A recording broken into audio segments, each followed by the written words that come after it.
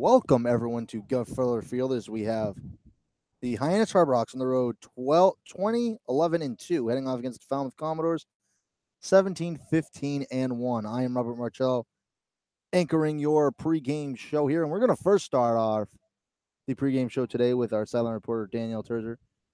She had an interview. Let's play it. I'm here with Keegan James, who faced 17 batters yesterday, 4 strikeouts in 4 innings. How are you able to keep your pitch count low and stay effective out there?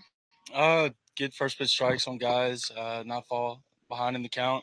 Try to get 0-2 or 1-2 on as many guys as I can. I think I said I went 3-2 on one guy, so I hope that's right. But I guess that's the key: stay ahead. That was your first start since Tommy John surgery. What's the recovery process been like since then? It was brutal at first. It's not fun. It gets mentally the mental side of it's not fun, but once you hit about the 12-month mark and you start actually, things start coming back like they did before you had the injury, it's a lot of fun. Like right now, I think I'm starting to get back to where I was before injury. So now I just got to keep getting better. How are you hoping to develop back into that starting role? Just keep going out there and trying to throw up zeros. Coach Corn's an awesome pitching coach, one of the best I've ever been around. I think he'll get me to where I need to be, and I think if I can just go back in the fall and do what I'm doing right now, that I have a chance. What are you working on with Coach Corn while you're here? Right now, it's mainly a slider. I really haven't had that big out pitch. My curveball's come a long way.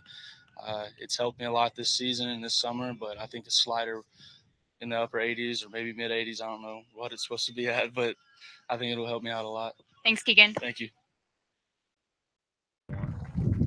Thank you, Dani. Now I'm here with not the sideline reporter, but the liaison, David Mandelberg. How are you, David? I'm good. I'm also still an actor, Rob. Don't worry about you that. You are an actor on the side. That is very true, David. One of the things I want to talk to you about, obviously, is Dani sitting down with Keegan James. What did you think of his start yesterday? I was really surprised they threw him for 4 innings. I mean, his season long was 2, and they threw him 4. I was shocked and pleasantly surprised. And as we heard, he was talking about, having a slider, something I didn't know he was developing. And, as he tries to work that in, I can only see him getting better. His curveball, as he said, again, coming along greatly. The swings and miss on that thing are beautiful. His fastball is very good, it has movement, and it can reach up to 95 miles per hour.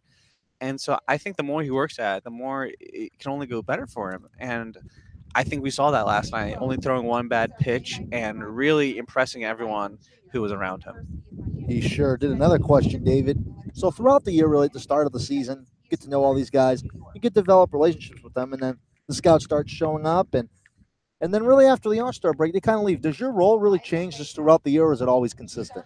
I mean, what I do for the coaching staff by delivering velos, exit velos, so like how fast the bat comes off the ball, spin rates, that's not going to change. I still want to help these players as much as I can. I really see a potential in a lot of them, and I wouldn't be here if I didn't care to see them do greatly. I've made relationships with them. They're all great guys, funny guys. And as funny as you? No, that's hard to do. But maybe Seth Gray would come closer. Gavin Hollowell. Yes, they're both very funny. They're stupendous people. And as for whether else my role changes, I mean, when scouts leave, it does. I mean, I'm still gonna be keeping track of everything, but I'm gonna be sitting there with like only 3 or 4 scouts. I'm basically a glorified game day intern, but it's still gonna be fun, and I'm still gonna make the most out of it that I can. Absolutely. Now, the man on the mound today for the Harbor Hawks is Jeremy Randolph. What do you expect from him this evening? I'll tell you what I expect. I expect him to show everyone that he was an all-star snub. Jeremy Randolph leads the league in strikeouts, and they don't put him on the all-star team. Now, the league, I'm sure, has their motives and the way that they work. They're trying to get everyone out there. But come on, the man leads the league in strikeouts. This is like, I mean, I don't even have an example for it. I'll give you one. Omar Infante in the All-Star game. I mean, my God. Now, I'm not trying to, equate Jeremy Randolph to be better than any pitcher. Yep. I mean, he's good in his own way. But when you lead the league in strikeouts and you don't make the All-Star team, I have to get a little questionable about all this. And, I look around and I really see him going to be striking out more guys. Well, absolutely. Well, thank you very much, David. We're going to go to a break here on the Hyannis Harbor Hawks Digital Network. But then after that, I'm going to bring you around some the league scores, and then I'll send it to Lyle Goldstein and Chris Lucey here on the Hyannis Harbor Hawks Digital Network.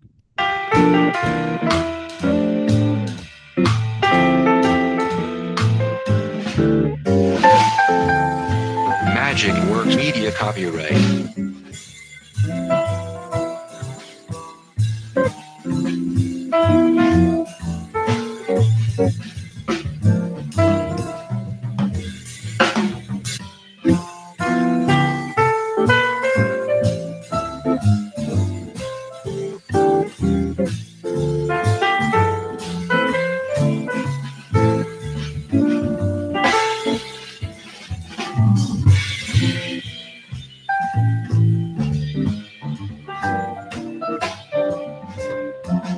Magic Works Media copyright.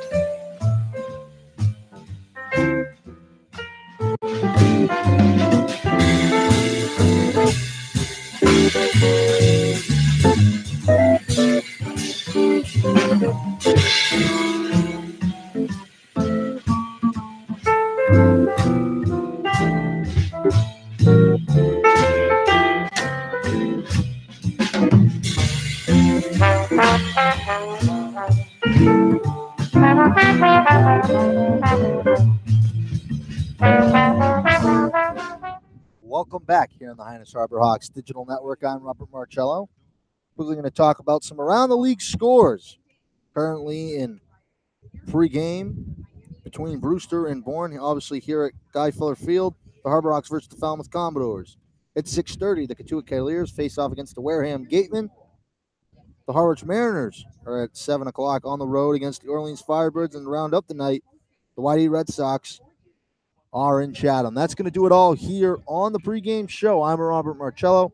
After a break, we will send it over to Chris, Lucey, and Lyle Goldstein on the call here at Guy Fuller Field. Thank you, everyone, for listening to the pregame show here on the Hyannis Harbor Hawks Digital Network.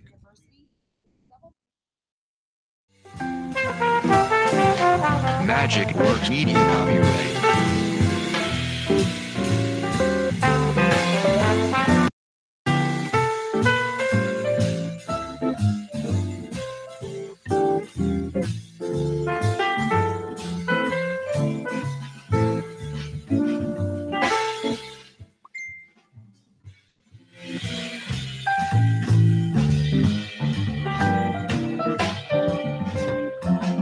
Magic Works Media copyright.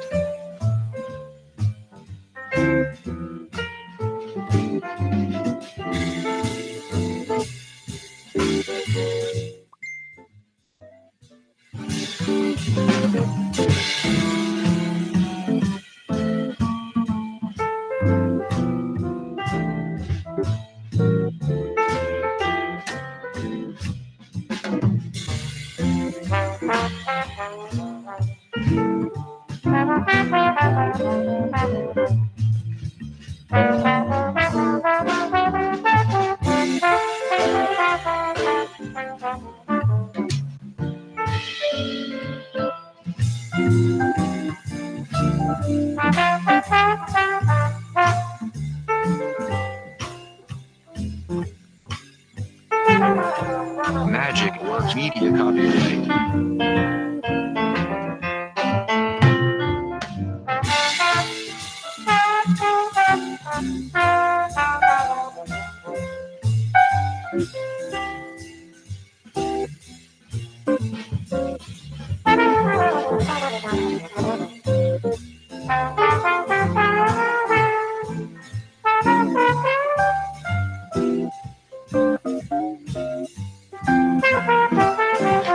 Magic Works Media copyright.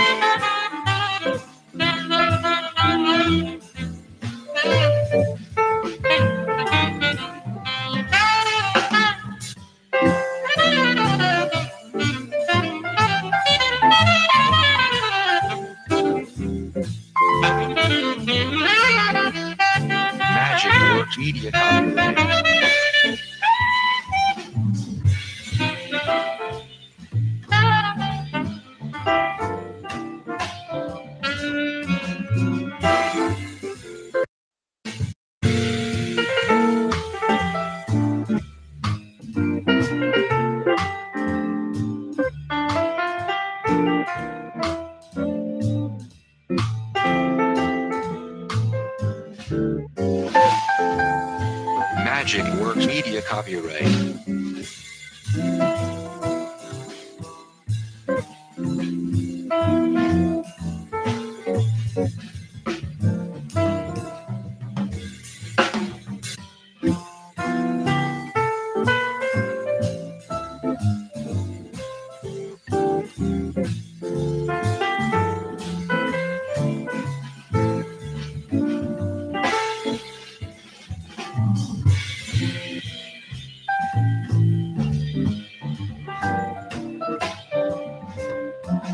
Magic Works Media copyright.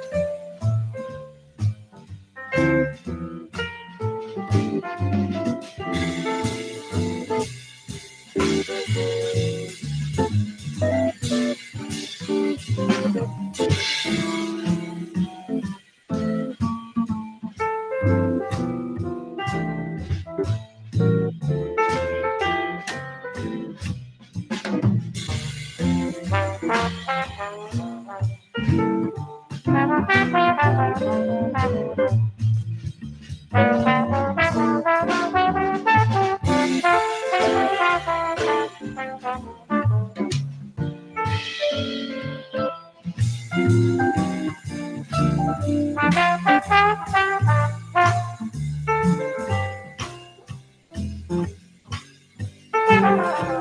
Magic Works Media copyright.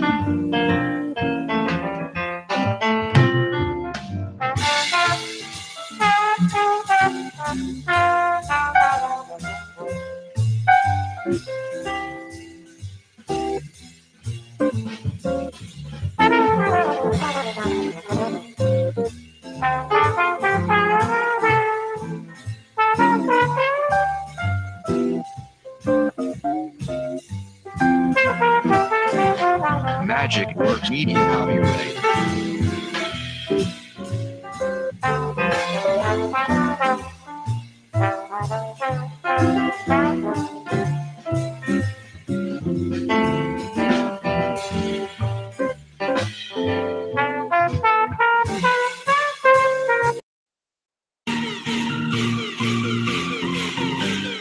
Time for lineups and first pitch on the Hyannis Harborhawks Digital Network.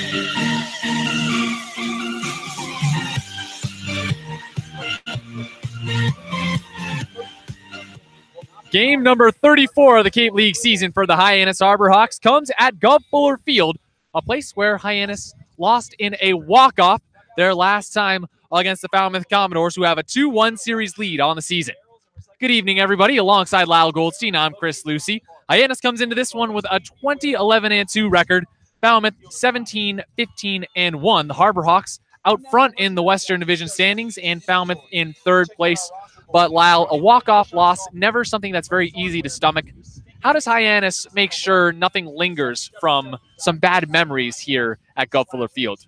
I think the key is just to score early. I mean, you look at Falmouth and Hyannis, the last time these two scored off here at Gov Fuller Field, it looked like it was all Commodores for 8 straight innings. They were up 3-0.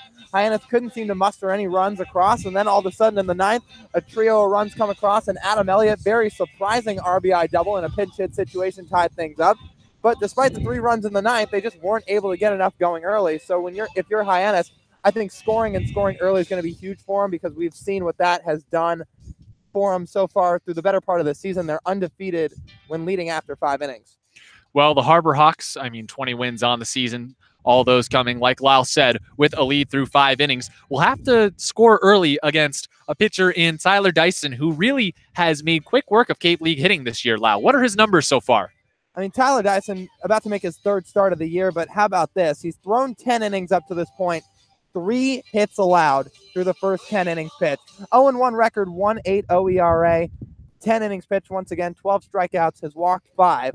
But this is a can't-miss prospect. This is a first-round legit arm, and probably toward the top half if he keeps trending the way he has been. Florida head coach Kevin Sullivan, where Dyson plays his college ball, says that Dyson is, quote-unquote, the next big one to come through our program, and a program that produced 2 first-round arms in this year's draft. That's some high praise from the head man and former national champion at the University of Florida.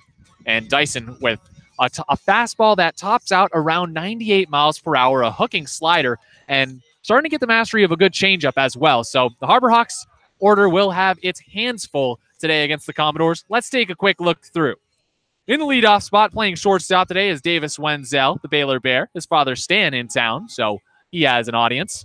In the 2 spot, Tommy Jew, number 13, out of the University of California at Santa Barbara. He'll be playing center field. In the 3 spot, playing left field, Matthew Barefoot, trying to start a new hit streak. Lost a 22-game hit streak last night. But in that 3 spot, anything's possible. Seth Gray in the 4 spot, playing third base today. He's out of Wright State.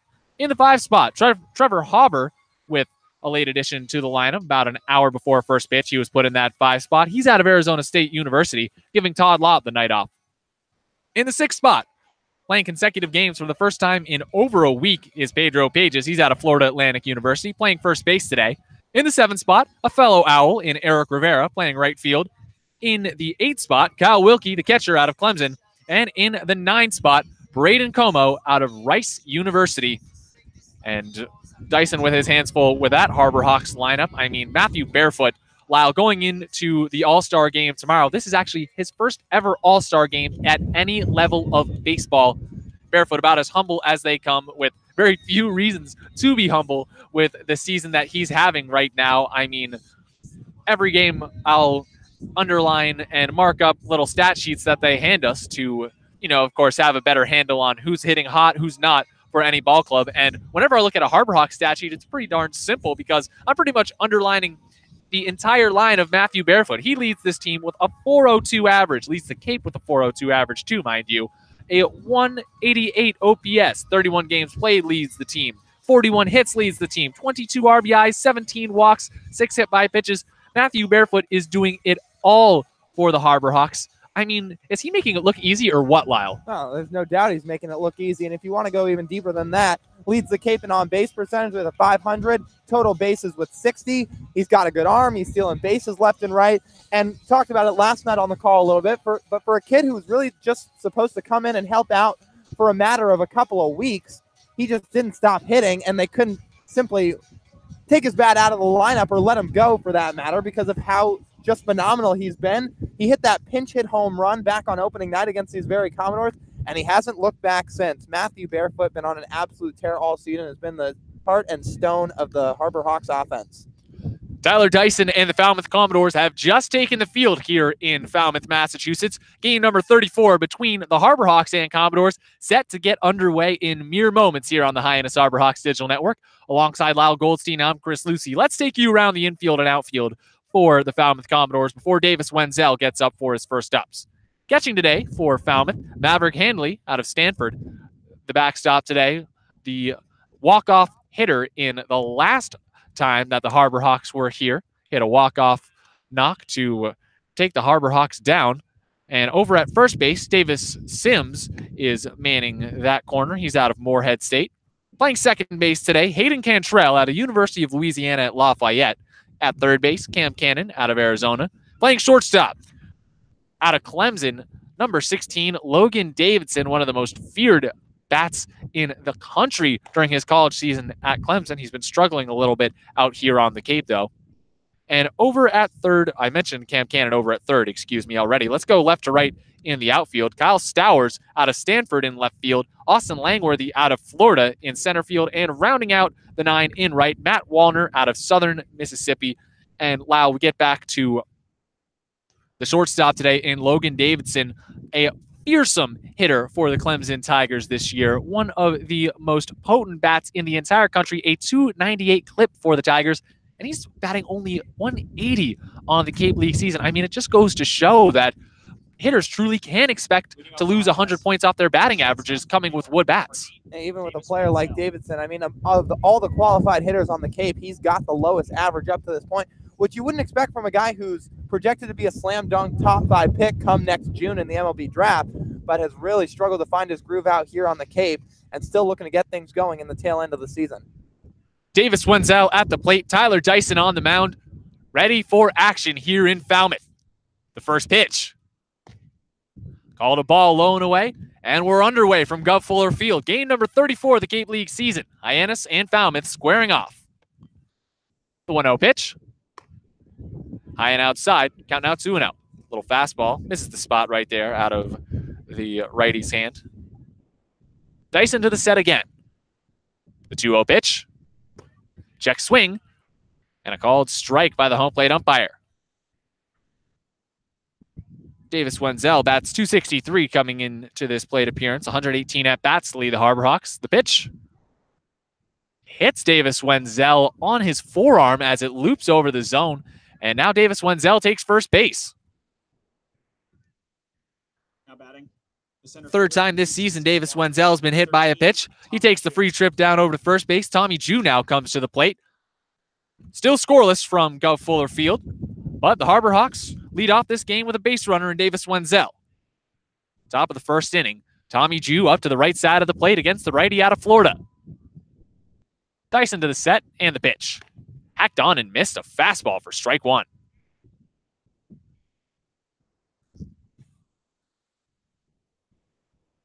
Infield, outfield pretty much playing straight away. The first baseman in Davis Sims, though, holding on Davis Wenzel. Third baseman now creeping in towards the infield grass. And the pitch from the stretch, called a ball low and away. Off-speed offering, not spotting up, and the count's 1-1.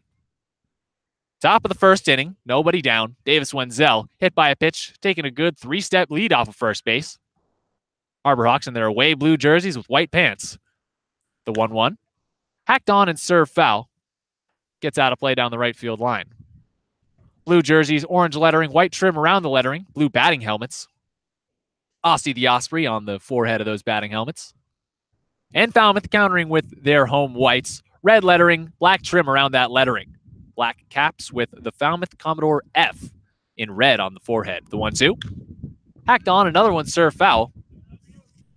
Tommy Jew, a little bit of two-strike hitting here. 1-2 the count on Tommy, batting .222 on the season. 19 games played, 54 at-bats. He has 12 hits.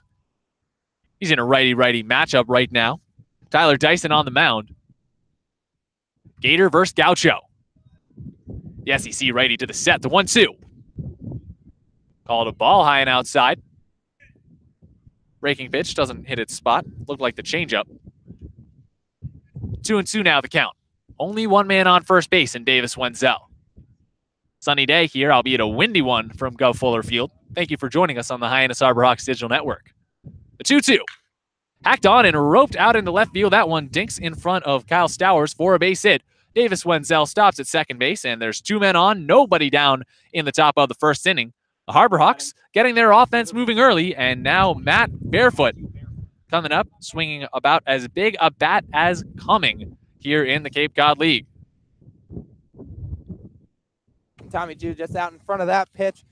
Building off a 2-for-3 day yesterday with an RBI, and often the key with these power pitchers, much like the right-hander in Dyson, is you got to get them early. Because power pitchers, once they settle in after the first inning or two, they're going to be pretty lights out for the rest of the duration of their start. The Harbor Hawks off to good going here.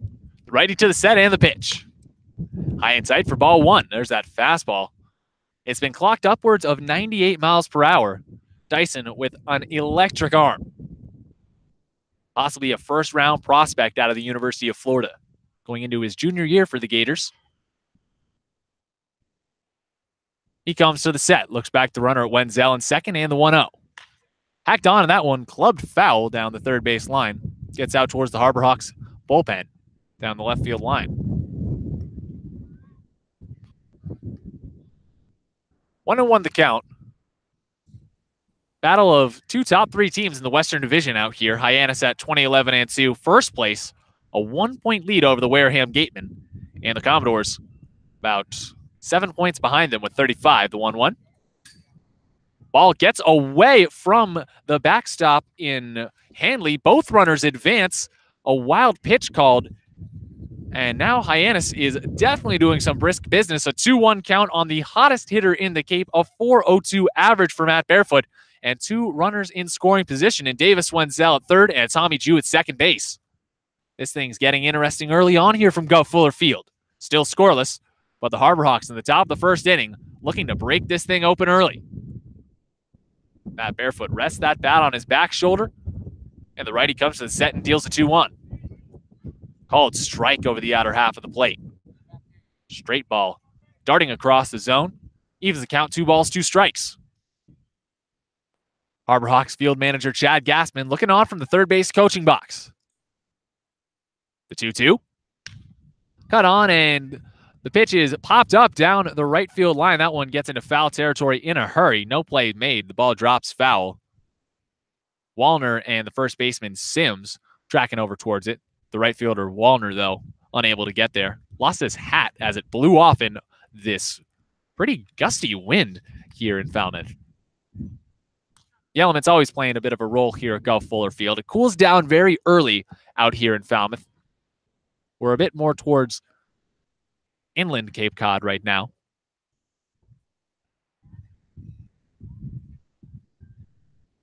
And now Dyson sets the 2-2. 2 runners in scoring position, node 1 down. The pitch hacked on and fouled off behind home. Count remains 2-2. Matthew Barefoot not really disposed to the strikeout this season. 102 at-bats, only 17 Ks. Has a big opportunity to start a new hit streak right now. Lost a big one yesterday, the 2-2. Hacked on, and that could be one. It's hit out towards shallow center field. The center fielder coming on. He can't make it. Langworthy watches the ball bounce off his glove. Davis Wenzel in to score. Matthew Barefoot goes to first. Tommy Jew staying put at second, and Hyannis is out front 1-0 on a little bit of clutch 2-strike hitting from Matt Barefoot. I mean, how much better can this kid get? He's going up against a potential first-round talent in Tyler Dyson, pumping in the mid to high 90s with his fastball, gets behind 2 strikes, continues to battle, fights off a couple of pitches, and then just flips one into short center field for an RBI single. And Matthew Barefoot just continuing to absolutely roll in this 2018 summer. Average now up to 408.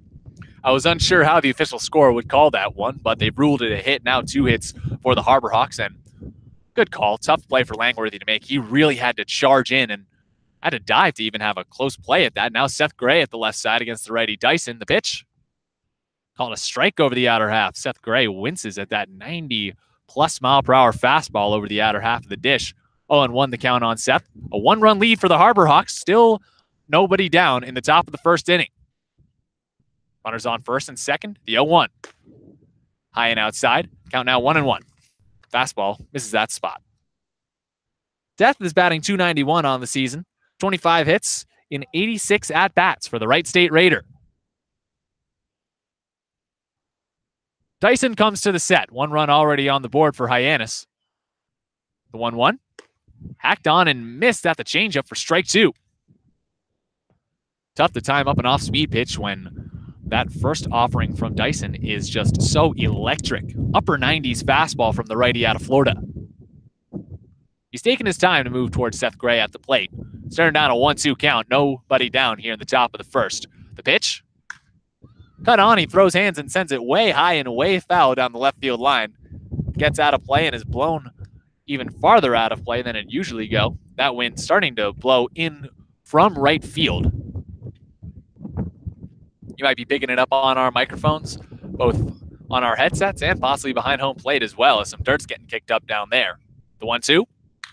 Hacked on, hit right up the middle and through for a base hit. Tommy Jew rounding third base, coming home. The throw in from Langworthy in center behind Tommy Jew, who slides in safely as Seth Gray moves over to first base. And Hyannis moves out front 2-0. Still nobody down in the top of the first off of a big hit from the Wright State Raider. Now batting. Well, the last three batters have now doubled the hit total of Tyler Dyson on this summer. 3 straight singles for this Harbor Hawks ball club and back-to-back RBI base knocks. Seth Gray just doing a good job staying up the middle on that one, ropes it into center field. And we talked about the blueprint and the game plan for this team is getting out to an early lead, and they're doing just that. And now Trevor Hauver looking to add to the rally. The first pitch, called a strike from the righty Dyson. Hauver, batting left-handed, stands up there with a 2-0 lead in the Harbor Hawks' favor. Commodores getting down early here from Gov Fuller Field. Still runners on first and second and nobody down. The 0-1. Hacked on, sent high in the air out towards Langworthy in center field. The Florida Gator watches the ball drift over towards the left center field gap, the wind blowing it a considerable distance, but Langworthy squeezes his glove on the first out of the inning, and that is a big sigh of relief. You can almost hear it from here from Tyler Dyson on the mound. Now batting, first baseman from Florida Atlantic for 37. So there's one away here in the top of the first. 2 runs already across for Hyannis. The Harbor Hawks trying to jump ahead early and avoid another bad memory out here in Falmouth. The Commodores walked off on Hyannis in their first appearance at Gov Fuller Field earlier in the campaign. Pedro Pages at the right side of the plate now. Still runners on first and second. 1 down in the first. The pitch, called a strike over the outer half. 0-1 the count. Looked like the slider there from Dyson. Plenty of sunlight still left here over the field. The lights have yet to come on. 6:13 is the time. The 0-1 and is cut on and grounded up towards third base. It eats up Cannon over at third, who tries to apply a tag to the runner coming over and throws across the diamond. Pedro Pages beats out the throw, but Matt Barefoot called out by the third base umpire as Cannon able to swipe that tag right on him. And now there's 2 away on the fielder's choice to Pages in the top of the first inning. And Cameron Cannon moving over to his left, having to come back across his body and apply the tag. Just got it on that shoulder of Matthew Barefoot for that second out of the inning, but Pages beating out the throw. And a big out for the right-hander in Tyler Dyson. Eric Rivera coming to the plate now. The pitch, called a ball outside. 1-0 the count. Pages hitting .244 coming into that at-bat. Eric Rivera coming up just behind him, the 2 FAU Owls behind each other in the Harbor Hawks order. Rivera's batting .209, the 1-0. Called a ball low and away again. Off-speed offering, count now 2-0. 67 at-bats on the summer for Rivera. He has 14 hits. Dyson to the set. 2 men down. 2-0 Harbor Hawks lead. The pitch, called a strike right down Broadway. Fastball hits the spot, and the count's 2-1. Runners on first and second for Hyannis. Pedro on first, and Seth Gray on second. The 2-1. Another called strike over the outer half of the plate. Count now 2-2. A 2-run rally hanging in the balance on this next pitch to Eric Rivera. Harbor Hawks looking to extend their early edge on the Commodores. The 2-2. Called a ball high and outside. And now it's a full count on Eric Rivera, one of the more productive hitters in this Harbor Hawks order. You won't see him get too many outs by way of the strikeout. Only has 9 of them on the season. The 3-2.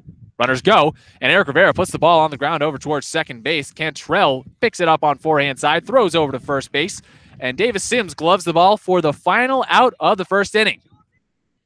The Harbor Hawks able to jump on Dyson early. They plate 2 here on 3 hits, and they leave 2 men on base as now we head to the bottom of the first inning where Matt Wallner, Maverick Hanley, and Austin Langworthy are due up for the Commodores.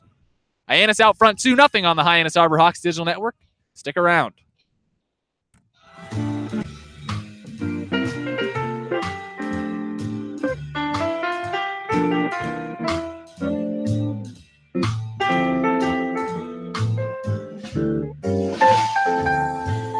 Magic Works Media copyright.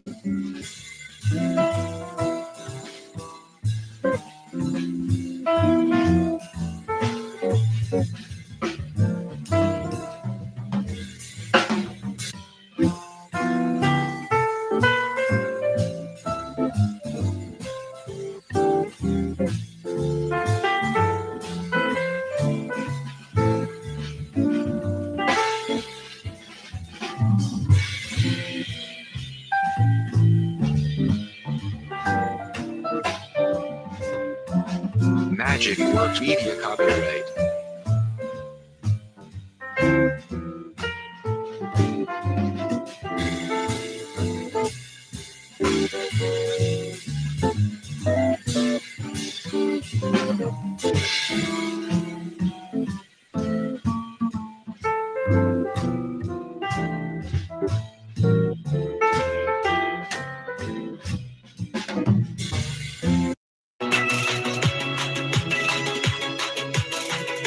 You're listening to the Cape Cod Baseball League on the Hyannis Harbor Hawks Digital Network. Let's get you back to the game.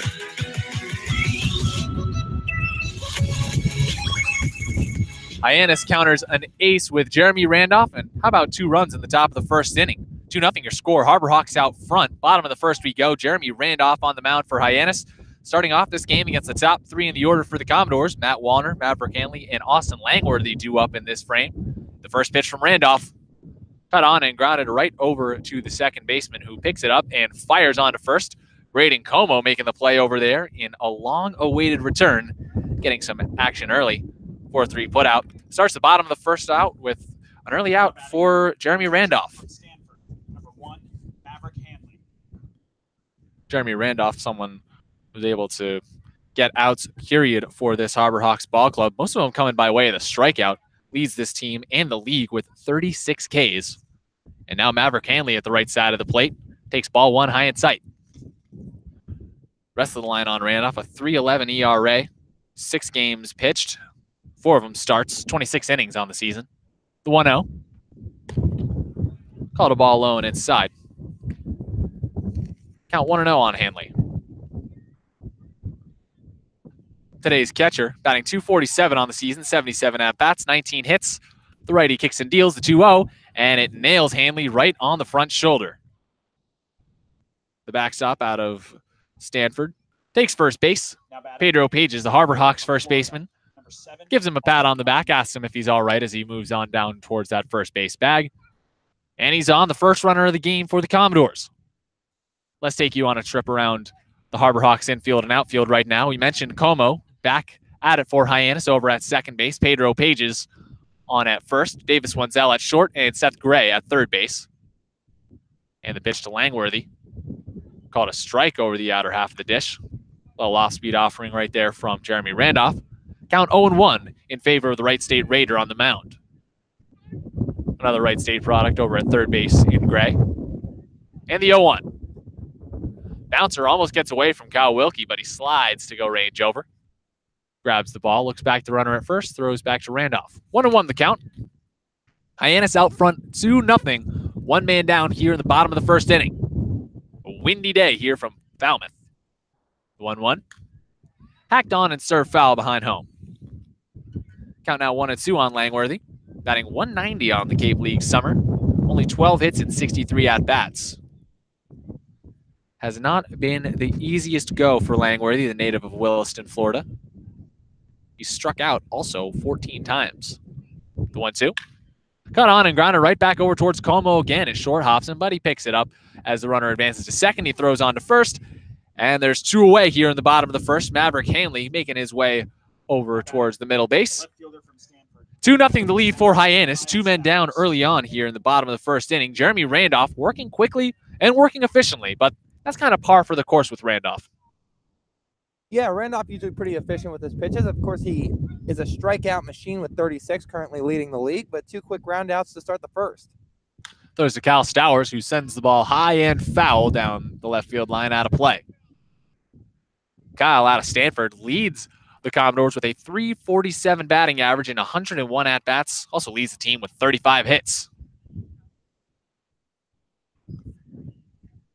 Randolph to the set. The righty deals to the lefty at the plate. A pitch that's cut on and grounded past the diving Pedro Pages. The ball actually nicks off of his glove. Braden Como tries to make the recovery play, but the second baseman has to eat the ball. Look back over towards third base where Maverick Hanley sits now. And that'll be an infield hit for Stowers, extending his team lead in hits to 36 and putting Hyannis in a bit of a sticky situation. 2 men down, a 2-0 lead for the Harbor Hawks, but now runners on the corners and Davis Sims coming to the plate. And that one just out of the diving reach of Pages, but doing a good job knocking it down to the best of his ability and keeping the ball in the infield. Righty-righty matchup.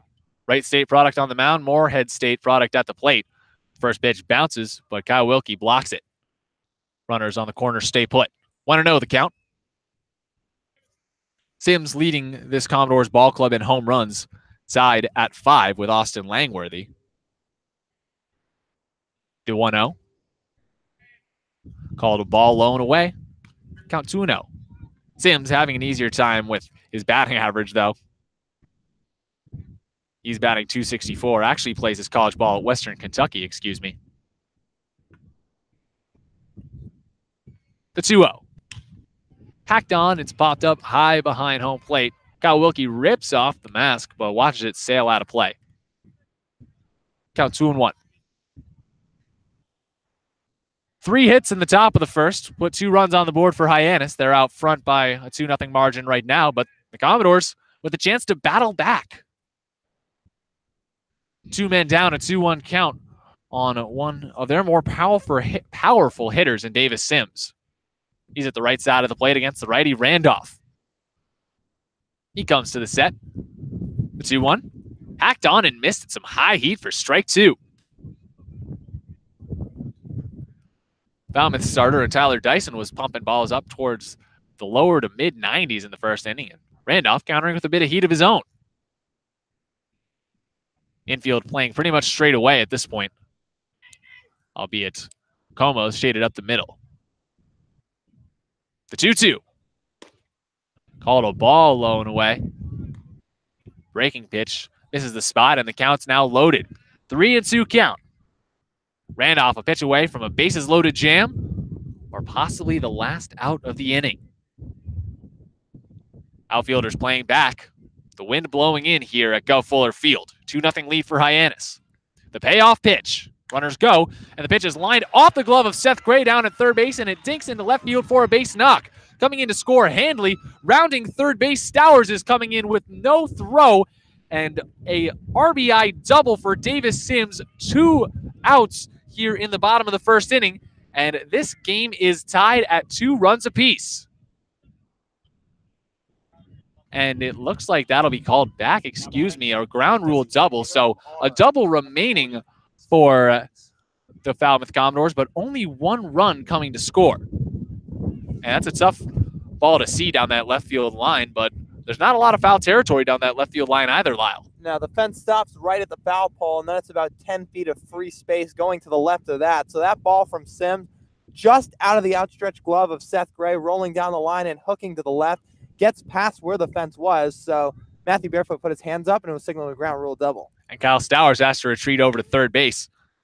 First pitch to Stephen Williams, a strike right over the heart of the plate. The DH today out of Auburn, behind in the count, 0-1. So Hyannis maintains its lead, albeit it's shaved in half. A 2-1 edge for the Harbor Hawks now. Runners on second and third, still 2 men down. The 0-1 from Randolph. Raking ball for a strike, a nasty off-speed offering from the righty out of Wright State. Completely fools the left-handed hitting Williams. Nice crowd starting to shuffle in here at Gov Fuller Field. 0-2 the count. Randolph to the set. He deals to Williams. Ball 1 low and away. Another off-speed pitch, just missing the zone outside. Count advances now to 1 ball and 2 strikes. Clouds rolling over the field here a little bit at Gov Fuller Field. The 1-2. Misses low and away again. Count now 2-2. The infield has returned to pretty much its normal dimensions with runners on second and third base. Davis Sims with an RBI double to get his way out there. It's a ground rule double, though, so Kyle Stowers had to retreat to third base after coming in to score originally as the 2-2 is cut on and fouled off towards the first base coach, Tony Caldwell.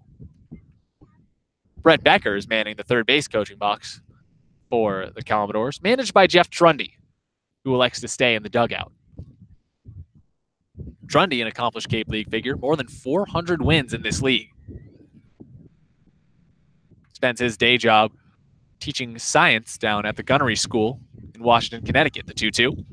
Bouncer in front of home, and another loaded count for Jeremy Randolph. 2 men on, 2 down, a 2-1 lead for the Harbor Hawks in the bottom of the first, but Randolph, he's been able to set up hitters with 2 strike counts, but they've just battled back on him. And another battle here with Stephen Williams out of Auburn. Randolph to the set again. The payoff pitch. Gold, strike 3. A huge strikeout for Jeremy Randolph. 2 hits in this inning, plate a run for the Falmouth Commodores, who half the Harbor Hawks lead. It's now 2-1 Hyannis going into the top of the second. 1 hit by pitch also got a man on, and Maverick Hanley, the man hit by that pitch, was the only man to come around to score. Top of the second we go. Bottom and top of the order, 2 up for the Harbor Hawks. Cal Wilkie, Braden Como, and Davis Wenzel, the 8, 9, and 1 hitters to come to bat when we return here on the Hyannis Harbor Hawks Digital Network. Don't go anywhere.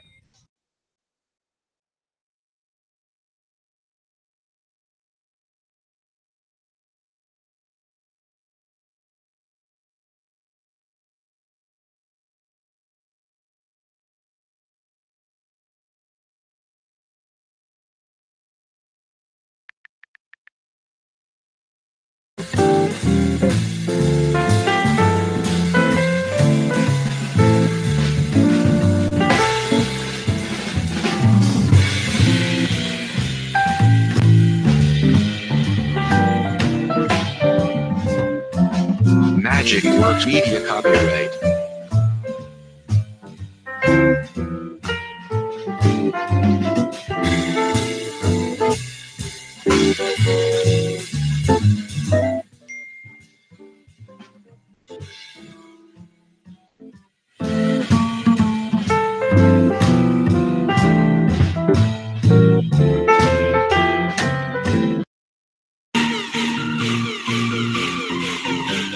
You're listening to the Hyannis Harbor Hawks on the Hyannis Harbor Hawks Digital Network. Now back to today's voices of the Hawks, Lyle Goldstein and Chris Lucey. Cal Wilkie, Braden Como, and Davis Wenzel 2 up for the Harbor Hawks to start things off in the top of the second inning. Hyannis out front 2-1, trying to build on that lead. And today's catcher out of Clemson steps up to the right-handed batter's box. Tyler Dyson still on the mound out for inning number 2. Righty out of the University of Florida comes to the set and the first pitch. Hacked on and crushed out towards left field. This one is chasing Stowers over towards the gap, but he closes his glove on the ball as he meets it. And there's one away to start things off here in the top of the second inning. Now batting, the second baseman. Braden Como coming to the dish now for Hyannis. A long-awaited return for the Harbor Hawks second baseman, batting .301 in 24 games played on the season. An everyday player for Hyannis, but hasn't been able to get in the lineup since July 12th. Almost a 10-day absence. The first pitch, high and tight for ball 1. He's at the right-handed batter's box against the righty. One away here in the top of the second inning. An overcast and windy day from Guff Fuller Field. The 1-0. Hacked on, and that one sent off his back foot foul. Como needs a bit of time to get himself right. And Lyle, the energy that Como brings, something I think the Harbor Hawks really missed in the field. Yeah, absolutely. He's a very vocal leader. The 1-1. Cut on, and that one grounded right back up the middle and past the outstretched glove of Davidson for a base hit. Braden Como, welcome back to the Harbor Hawks. A 1-out hit to start off the top of the second inning. And the second baseman out of Rice picking up right where he left off.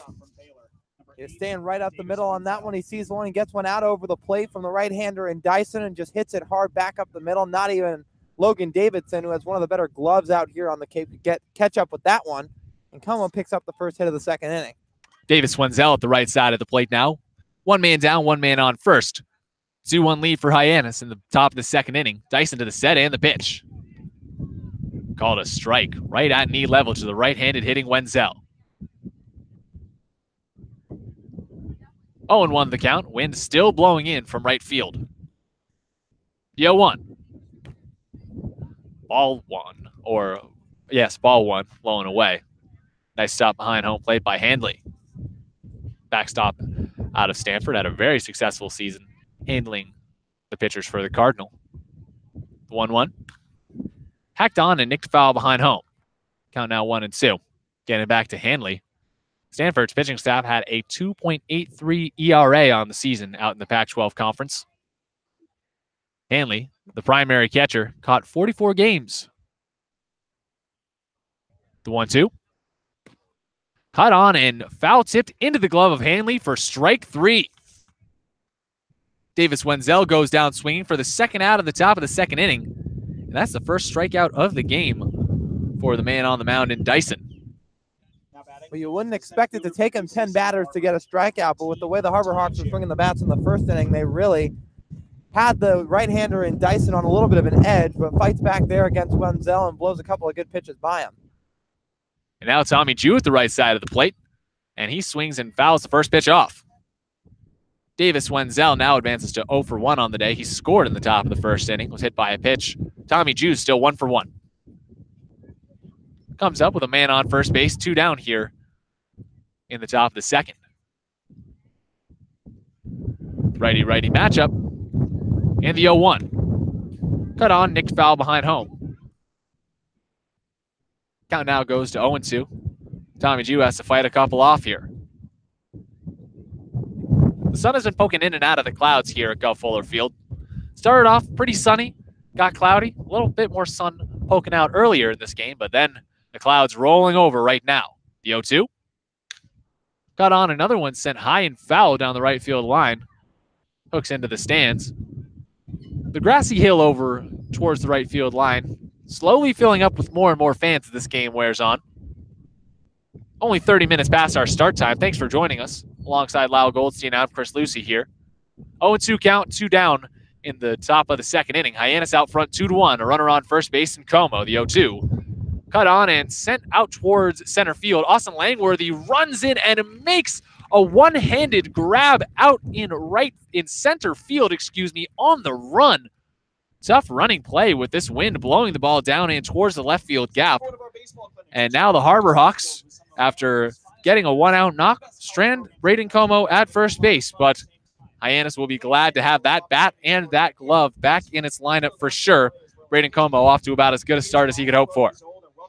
To the bottom of the second we go. Logan Davidson, Cam Cannon, and Hayden Cantrell do up the 7, 8, and 9 hitters for the Falmouth Commodores. When we get back on the Hyannis Harbor Hawks Digital Network, Commodores trying to fight their way back from a 2-0 deficit, or 2-1 deficit, But more to come on the Hyannis Harbor Hawks Digital Network.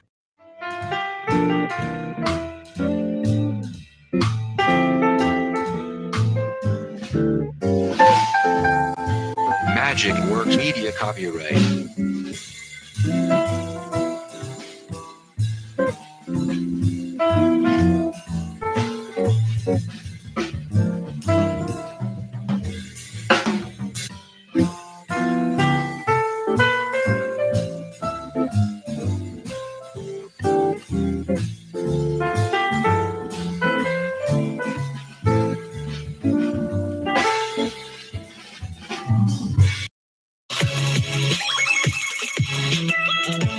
You're listening to the Hyannis Harbor Hawks on the Hyannis Harbor Hawks Digital Network.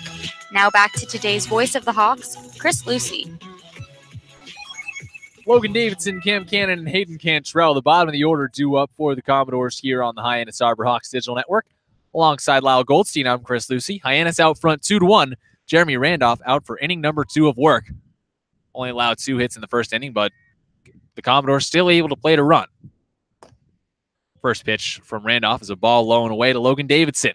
Today's shortstop, hitting in the left-handed batter's box right now.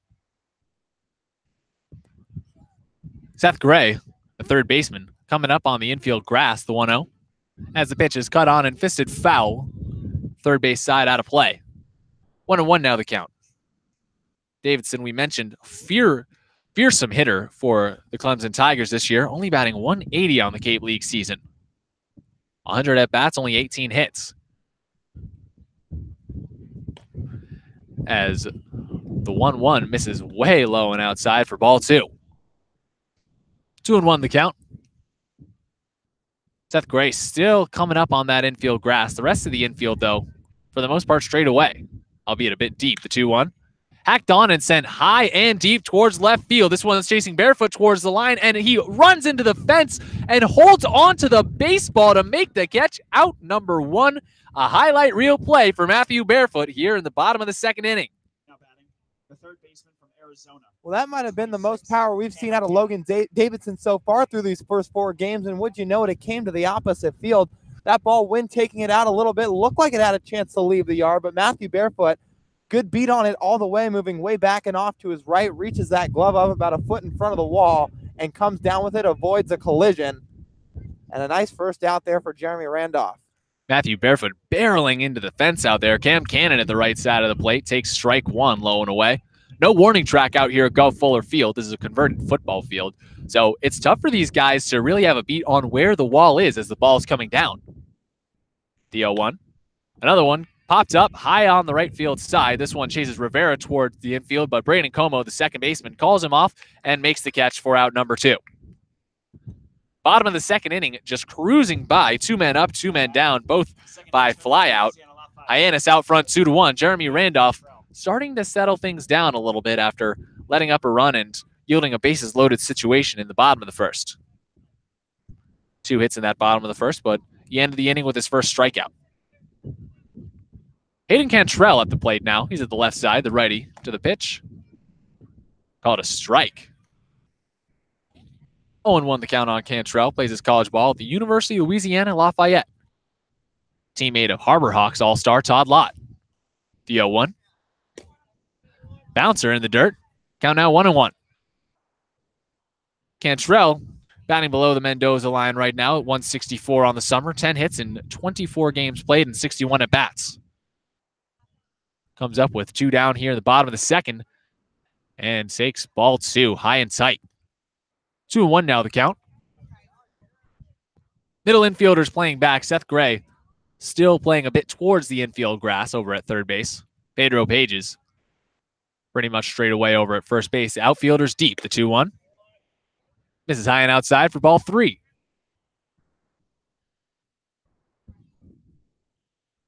Jeremy Randolph with a team-leading 37 strikeouts for Hyannis. Trying to put the bottom of the second to bed. 3-1. Ball 4.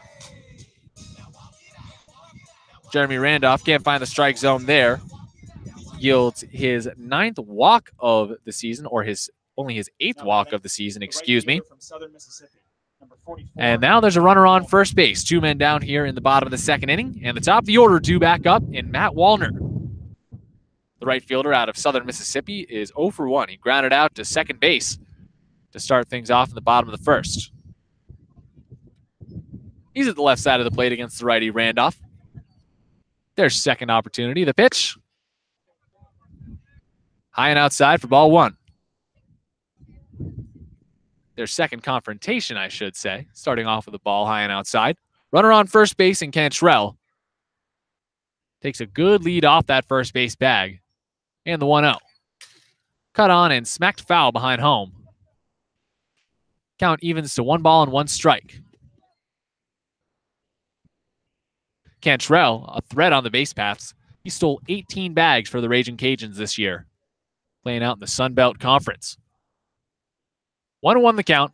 2-1 lead for Hyannis. Snap throw back over to first. Cantrell dives in safely under the tag. Still applied, however, there by Pages. An all-star right side of the infield for the Harbor Hawks right now in Braden Como and Pedro Pages. Both will be playing, representing the Harbor Hawks in the all-star game tomorrow. The 1-1, Cantrell goes, swing, throw down to second, bounces in front of second base and gets away from the shortstop Wenzel. And now Cantrell is chugging towards third. The throw in from Tommy Jew behind Cantrell, who slides into third base safely. Seth Gray barely keeping the ball in front of him. And that is what we call a productive play right there for the Raging Cajun. Swipes second base, takes third on the throw. And now there is a little bit of trouble for Jeremy Randolph. A 1-2 count, but the tying run 90 feet away from the plate. Randolph just going to have to battle back here and get that final out. That one will probably be scored a stolen base and an E2 as that throw from Kyle Wilkie was way to the left of Davis Wenzel and rolling into center field. But Jeremy Randolph only one strikeout so far today, leading the league coming into today with punch-outs and trying to get the leadoff hitter here in Wallner. The 1-2 pitch. Ball 2 inside. Wallner evens up the count. The 2017 Freshman of the Year, according to Baseball America, standing at the plate. He's going into his junior year down at Southern Mississippi in the CUSA. The 2-2. Hacked on, and another one cut foul behind home plate. Count now 2-2. Wallner, a very dangerous hitter at Southern Mississippi. 351 batting average, 16 round trippers. Struck out 53 times, though. And now Randolph looking to add to that punch-out total. The 2-2. Hacked on, and another one sent high towards left field. Matthew Barefoot tracking towards the line and catches the ball as he kicks up some chalk towards foul territory in left field. The wind blowing that thing like crazy, but keeping it down and keeping Hyannis with a 2-1 edge going into the top of the third inning. The aforementioned Matthew Barefoot, Seth Gray, and Trevor Hopper due up. One man left on base, left on third base after a walk, a steal, and one error. No hits in this frame. Hyannis still out front 2-1 on the Hyannis Harbor Hawks Digital Network. We'll be right back.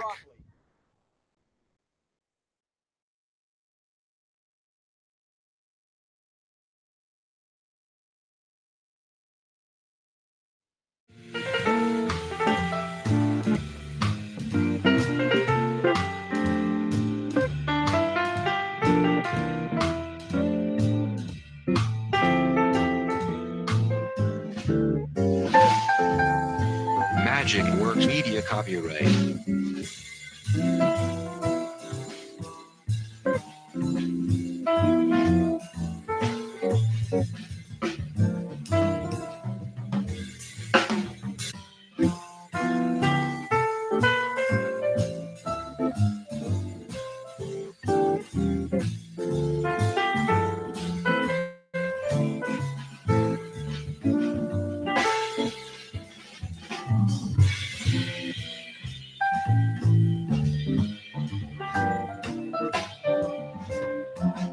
Magic Works Media copyright.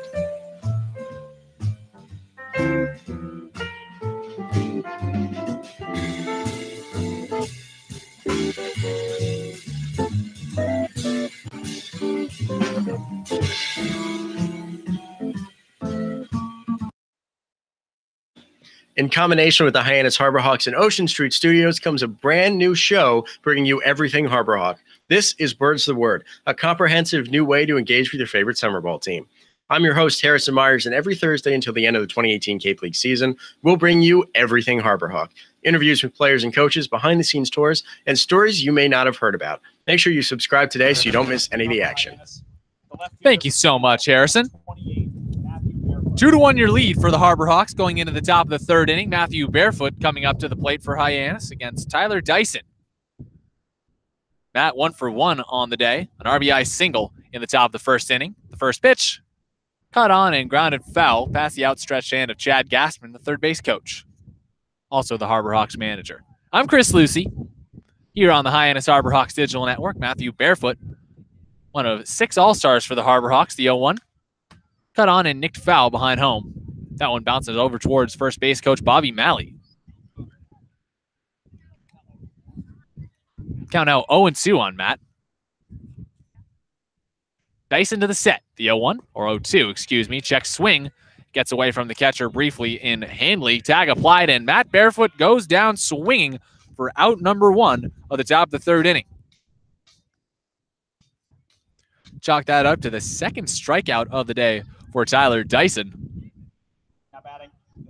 And my broadcast partner, Lyle Goldstein, mentioned this earlier today, that it's surprising it's taken Dyson so long to rack up multiple Ks. It's now Seth Gray at the left side of the plate.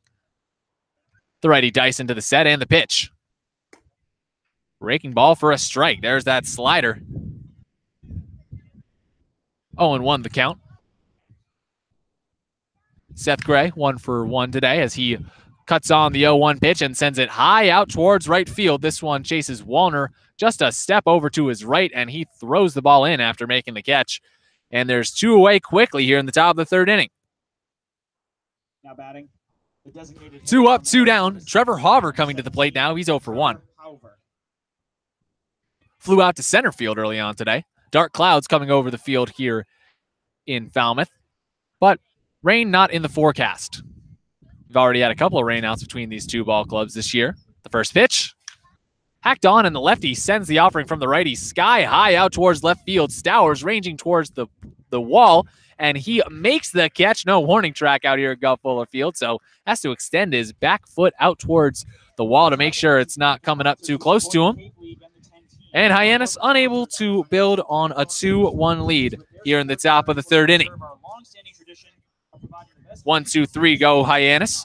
And now we go to the bottom of the 3rd inning. Middle of the order due up. Maverick Hanley, Austin Langworthy, and Kyle Stowers, the 2, 3, 4 hitters for the Commodores when we get back on the Hyannis Harborhawks Digital Network.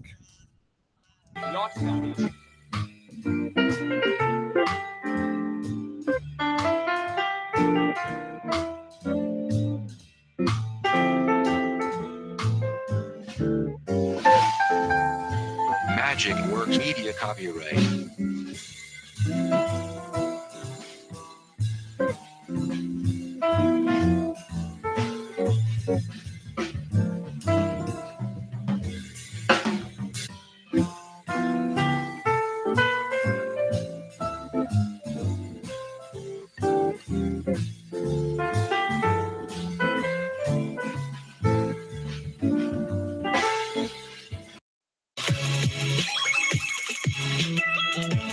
You're listening to the Hyannis Harborhawks on the Hyannis Harborhawks Digital Network. Now back to today's voice of the Hawks, Chris Lucey. Maverick Hanley, Austin Langworthy, and Kyle Stowers do up the 2, 3, and 4 hitters for the Commodores on the Hyannis Harborhawks Digital Network. I'm Chris Lucey, and the Harborhawks are out front 2-1 here from Gulf Fuller Field in Falmouth. Looking to even the season series at 2 games apiece, Jeremy Randolph back out for inning number 3. Harborhawks went hitless in the previous frame, and Randolph looking to throw another hitless frame. Second one in a row. The first pitch cut on and sent high and foul down the right field line by the right-handed hitter in Handley. Maverick was hit by a pitch in his first at-bat in the bottom of the 1st inning. Eventually came around to score the only run so far of the game for the Commodores. Falmouth only managing 2 hits so far this game. The 0-1. High and outside. Count 1-1 on the ball. Change-up missing right there from Randolph. Both of those hits coming in the bottom of the 1st inning, plating the 1 run, the 1-1. Ball 2, low and away. Off-speed pitch. Count 2-1. Middle infielders playing back. Corner infielder straight away, albeit Seth Gray shading a bit more up the line than Pedro Pages at first. The 2-1. Called a strike right at knee level. Fastball evens the count to 2 balls, 2 strikes. The lights are coming on here at Gulf Fuller Field. Thank you for joining us on the Hyannis Harborhawks Digital Network. About an hour into this one here in Falmouth, a Western Division matchup, the 2-2. Cut on and missed for strike 3. Maverick Hanley goes down swinging in his second at-bat. Falls to 1 for 2 on the day and brings up Austin Langworthy, who's looking for his first hit. Hanley actually 0 for 1 on the day as he was hit by a pitch. Didn't get a hit in his first at-bat. Langworthy looking for his first hit. Looking for something to help raise his batting average. Came in today hitting 190.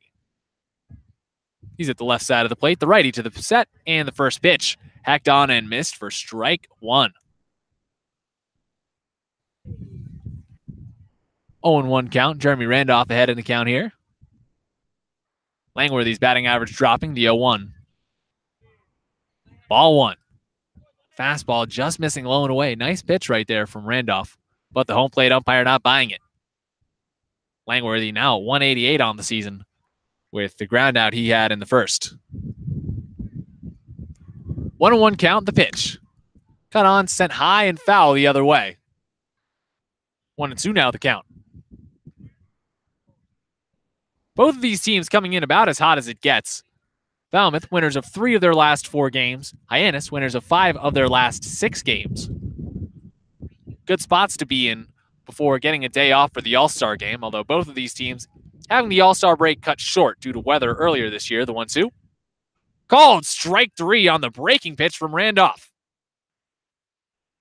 The nasty, nasty pitch right there from Randolph gets the third strikeout of the game for the righty out of Wright State, and there's 2 away here in the bottom of the third inning. Kyle Stowers comes to the plate now. He's 1 for 1 on the evening. Plays his college ball down at Stanford. As Randolph comes to the set. The first pitch. Called a ball. Low and away. 1-0 the count. Breaking ball misses. The righty Randolph behind the count to the lefty at the plate. Infield, outfield still straight away. The 1-0. High and outside. Ball 2.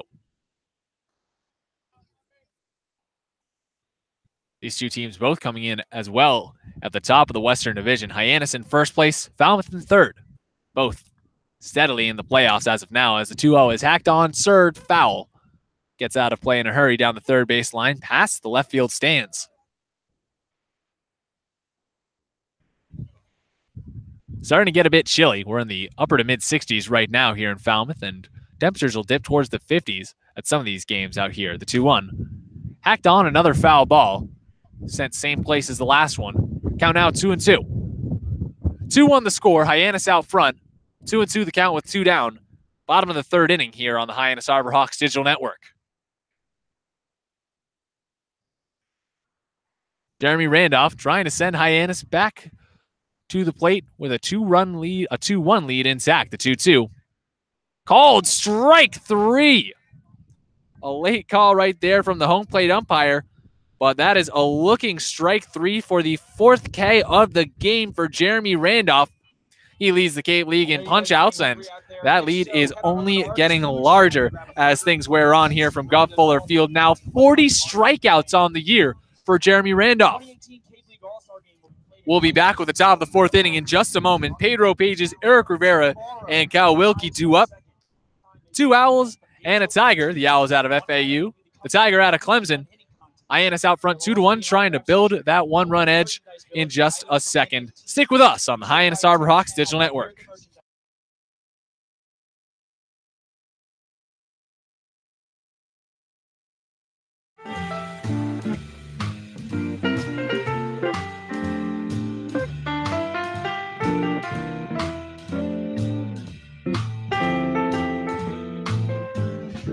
Welcome back here on the Hyannis Harbor Hawks Digital Network. I'm Robert Marcello. Bringing you some around the league scores. Currently in the bottom of the third, it is 0-0 between Brewster and Bourne. In the top of the 4th, it is 2-1 Hyannis. In the top of the 2nd is 0-0 tie in Wareham. Heading off against the Katuitt Kettleers. Pre-game currently going on in Orleans and in also Chatham as they're facing off against the Whitey Red Sox. Now I'm going to send it back to Chris Lucey and Lyle Goldstein. Thank you so much, Robert. Back here on the Hyannis Harbor Hawks Digital Network. Top of the 4th inning about to get underway here from Gov Fuller Field. Alongside Lyle Goldstein, I'm Chris Lucey. Harbor Hawks out front 2-1. Pedro Pages due up for Hyannis to start things off against Tyler Dyson, the right-hander out of Florida.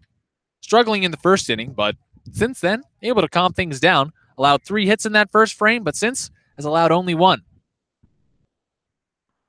And it's often what happens with power pitchers, too, and we talked about it back in the first inning, is the key with these power arms like Dyson is you have to get to him early, and that was the key for the Harbor Hawks, and they executed it.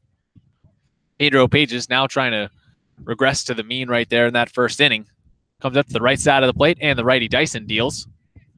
First pitch, strike over the outer half of the plate. Nice little slider. 0-1 the count. Dyson to the set, working from the windup, the 0-1.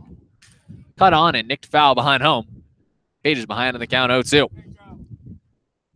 Pedro reached on a fielder's choice in the top of the first. Stands at the right side of the plate against the righty. Infield, outfield, straight away. Albeit the third baseman a bit more towards the line. The 0-2. Cut on that one, grounded up towards the third baseman, and Dyson, who fields it forehand side after a couple steps over to the right, throws across to the first baseman Sims for out number 1 here in the top of the 4th inning. 1 away. Hyannis still leads 2-1. Florida Atlantic outfielder Eric Rivera up to the right side of the plate. Eric's 0 for 1. Actually ended the top of the first inning, that 2-run rally for Hyannis, with a ground out to second base. The first pitch, cut on and popped up down the first base line. This will be an easy play for the first baseman, Sims. Fighting off the wind, he makes the grab way in foul territory, getting towards the stone dirt outer rim of the field, making that grab for out number 2 here in the top of the fourth. Number 14, Kyle Wilkie. Cal Wilkie coming up now. It's been a quick inning for the Harbor Hawks. 2 men up, 2 down. Top of the fourth, moving smoothly, though, for Dyson, who, as Lyle mentioned, has settled in after a rocky first. The righty from Florida fluttering his glove as he waits on the mound, comes to the set, and now working from the windup. The pitch, caught a strike on that fastball. 0-1 the count. We mentioned Dyson coming from the low to mid-90s today. Clocked as high as 98 in the past, the 0-1.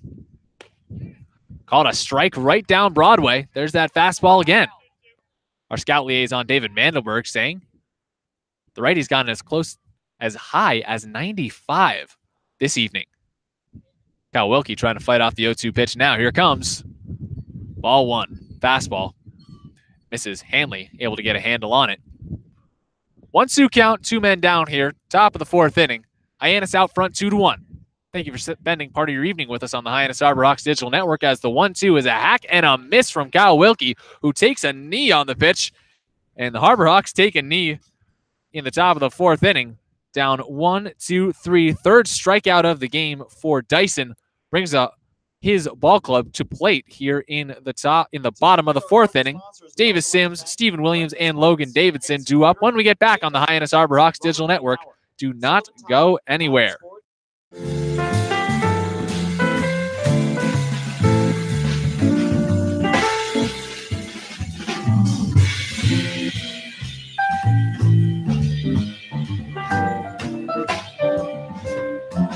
Magic Works Media copyright.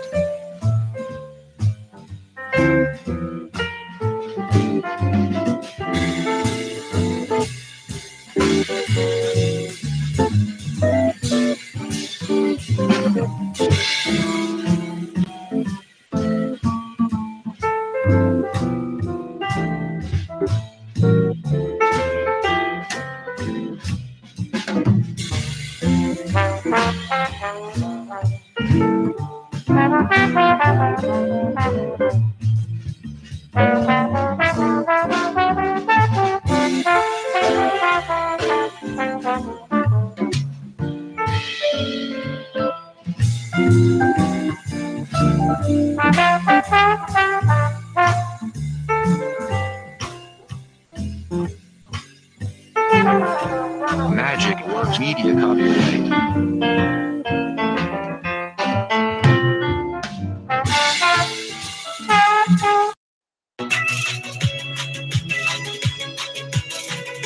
You're listening to the Cape Cod Baseball League on the Hyannis Harbor Hawks Digital Network. Let's get you back to the game.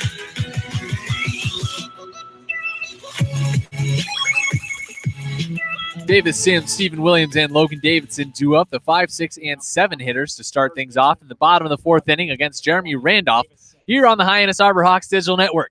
Alongside Lyle Goldstein, I'm Chris Lucey. Hyannis out front 2-1. Jeremy Randolph still dealing for the Harbor Hawks against this Falmouth Commodores ball club. Williams up to the plate, or Sims up to the plate, excuse me. The first pitch. Ball 1 missing way low and away. Williams, the second man up today, at least in this inning. Davis Sims at the plate right now at the right side, 1 for 1 with an RBI double in the first inning. Knocked in the only run of the game for the Commodores. The 1-0 pitch. Cut on and sliced high and foul down the right field line. Eric Rivera charging towards foul territory, but can't make the grab. It bounces right in front of him in the stone dust backstop / kind of field rim that comes from left field all the way over towards right field and goes beyond the right field fence as well. I think it circles all the way around. I think it's a track a lot of the year, too. This fence can be taken apart pretty easily. This whole field, once a football field, the 1-1. Cut on and nicked foul off of Kyle Wilkie behind home plate. Count now 1-2.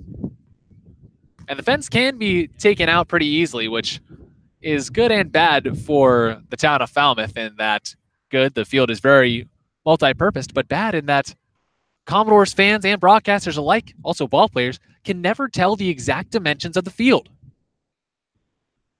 Yeah, no signs out at either or any parts of the field down the line or in center. You have to kind of do an estimate. The 1-2. High and outside, ball 2.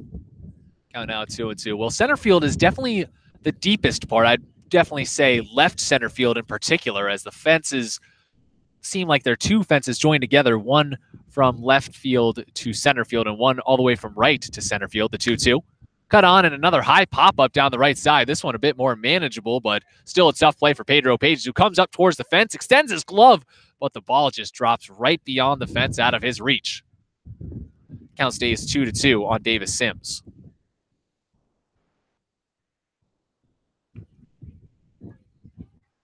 Davis Sims at the plate right now. Does play his college ball at Murray State University. The lineup sheet saying Western Kentucky earlier today, but it is indeed Murray State. Now the 2-2 pitch. Cut on and grounded up towards Seth Gray, a one-hopper to his forehand side, but he takes a few crow hops after fielding the ball, throws across the diamond, and gets Sims for out number 1 in the bottom of the 4th inning. Harbor Hawks still out front 2-1, a one-run game here on the Hyannis Harbor Hawks Digital Network, coming to you from Falmouth, Massachusetts at Gov Fuller Field. And now Stephen Williams comes to the plate. The Auburn DH 0 for 1 today with a strikeout. First one of the game for Randolph. Ended the bottom of the 1st inning. Only one run to the plate in that inning for the Commodores then, and pretty much for the whole game at this point. The first pitch, called a ball low and inside. The righty Randolph behind the count to the lefty at the plate.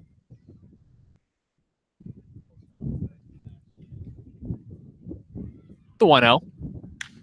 Cut on and a high pop-up. That one will catch a good bit of wind as Matthew Barefoot tries to track it down the left field line. He lets it drift way into foul territory and makes the catch. And there's 2 away here in the bottom of the 4th inning. Now batting, the shortstop from Clemson, number 16. So that's an 0 for 2 line for Stephen Williams. And now Logan Davidson comes up, also trying to get his bat going. Well below the Mendoza line on the Cape League season.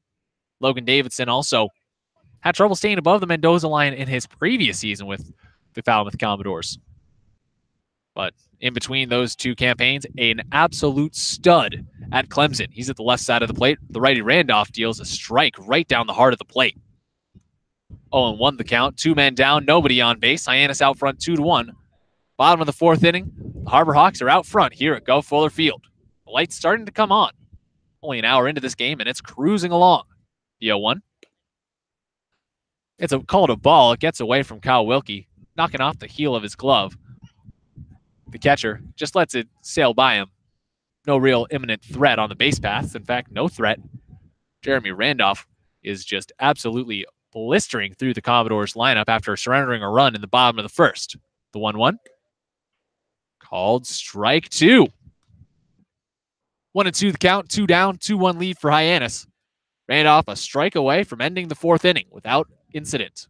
First 2 men have come up and come down. Both of them by contact, though. The 1-2 pitch. Called a ball low and away. Count now 2-2.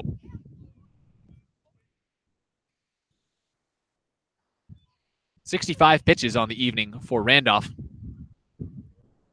So he's still got a good ways to go in his outing. You usually see guys throw around 75 or so. The 2-2.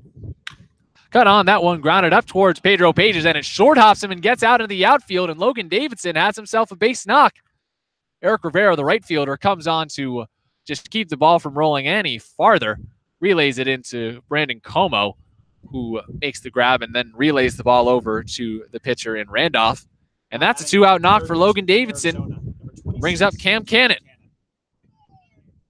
Well, Davidson definitely catching a lucky hop on that one. Pedro Pages had a beat on it, taking about a step to his right, and then it just took a funny hop, bouncing over his shoulder and into right field. But sometimes for a guy that's in a slump like Davidson, a break like that is all you need to get going. Cam Cannon 0 for 1 today. The pitch hacked on and laced up in the gap on the left side for a base hit. Logan Davidson advances station to station, and Cam Cannon has his first hit of the game. So After 2 men go down, 2 men get on base for the Falmouth Commodores. And the Commodores now with a runner in scoring position. Logan Davidson at second base representing the tying run. 2 men down here in the bottom of the 4th inning. And Jeremy Randolph starting to get himself into a little bit of a pickle.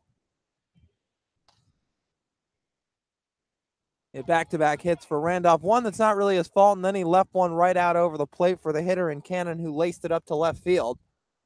And a little bit of action starting to go on in the Harbor Hawks bullpen. It looks like it's Riley Self getting loose.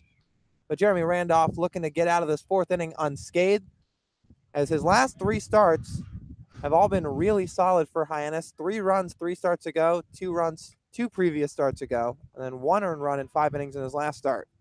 Hayden Contrell at the plate right now. Worked a walk in his first at-bat. Comes up with runners on first and second, a 2-1 lead, hanging in the balance for Hyannis. The first pitch called a strike from the righty on the mound. The lefty at the plate, behind in the count 0-1. Things smoothly sailing along for Randolph earlier in this inning, but a bad bounce gets things moving for the Commodores. Randolph to the set, looks back at the runner at second, the 0-1. Cut on and grounded right back up the middle and through for a base hit. Logan Davidson rounding third base, coming in to score easily. No throw from center field. Tommy Jew just loops it into Davis Wenzel. This game is tied on the 2-out RBI single from Hayden Cantrell after 2 straight outs to start the bottom of the 4th inning. 3 straight hits, not this game up at 2 runs apiece from Gov Fuller Field. Number 44, Matt Wallner. Commodores just continuing to hit, and it all coming from the bottom third of the lineup as Hayden Cantrell laces one up the middle. Randolph tried to make a kick save, unable to do so, and that grass kind of killing the roll of that ball out here at Gov Fuller Field. So Tommy Jew not really with much of a chance of a play at the plate. And Matt Wallner now at the plate. He's at the left side and swings and sends the first pitch foul behind home. 0-1 the count. A large stone dust backstop here down in Falmouth. Tough one to play. Ball will bounce around and pretty much die out on the chain link fence behind home plate. 0-1 the count on Wallner. The 0-1 from Randolph. Hacked on and missed at the off-speed pitch. 0-2 now the count. This inning was going about as good as it could have for Randolph, and then a short hop to Pedro Pages over at first base, gets past him. Easily a single, but just a bad hop that got the Commodores offense going, and now the game tied up at 2 runs apiece. Bottom of the 4th inning, careening out of control for the Harbor Hawks. The 0-2 bounces in the dirt, almost gets away from Wilkie, but the backstop holds on. 1-2 now the count. Riley Self still getting loose for the Harbor Hawks out in the bullpen. 73 pitches so far on the evening for Randolph, who comes to the set, looks back the runner at second, and comes to the plate with the 1-2 pitch. Check swing, and it's fouled off behind home. Wallner just trying to get bat on the ball, anything close to the zone. Matt Wallner certainly can get this game back in favor of the Commodores. He boasts some significant power from that left side of the plate. The 1-2. Hits him on the front knee and loads the bases. The Commodores, after getting 2 outs to start the bottom of the 4th inning, load up the bases, tying up the game. And Riley Self just cannot get warmed up fast enough for the Harbor Hawks, as Jeremy Randolph is just starting to lose control of his stuff out there on the mound. Well, 3 free passes today is not like him. 2 hit by pitches and a walk. That one just unfortunate for both Randolph and Wallner. That sounded like that got Wallner right on the right knee as he jogs down to first. But Randolph still a chance to get out of this inning and keep this game tied. He's still just 1 pitch away. Maverick Handley at the plate. He's 0 for 1 hit by pitch and struck out, as the first pitch is a ball way low and outside. 1-0 the count. Randolph's fastball missing. And I think what could easily be the most frustrating part of this for Randolph today, Lyle, is that he's gotten ahead in counts today, but just with 2 strike counts, he's been getting wild. The 1-0. Hacked on and nicked foul behind home. Count now 1-1. I mean, the last at-bat he had to Cantrell was in a 2-strike count, and then he hit Wallner on a 2-strike count. He's just been trying to get around the strike zone in these 2-strike counts, and it's come back to bite him. He's missed a couple of important spots. And now he sets the 1-1. The pitch. Check swing. No call from the home plate umpire yet, but lets it go by for a ball. Count now 2-1. Bases loaded. 2 away here in the bottom of the 4th. A 2-2 tie here on the Hyannis Harbor Hawks digital network. Jeremy Randolph trying to get Hyannis out of this inning without giving up the lead. The 2-1. Cut on and nicked foul. Count now 2-1. Or I should say, without giving the Commodores a lead. The lead already surrendered. Lights starting to come on here at Gov Fuller Field. A gray, overcast, and a windy day in Falmouth. Hanley at the right side of the plate. The right-hander, Randolph, comes to the set. He kicks and fires. A pitch swung on and missed for strike 3. The 5th strikeout of the game for Jeremy Randolph could not have come fast enough. And it doesn't come in time to keep the lead intact for the Harbor Hawks. 3 hits and a hit by pitch strand 3 men on base and plate 1 more run for the Falmouth Commodores, who tie this game at 2 in the bottom of the 4th. And now the Harbor Hawks come up for the top of the 5th, trying to get the lead back. Braden Como, Davis Wenzel, and Tommy Chu do up for Hyannis after a quick break on the Hyannis Harbor Hawks digital network.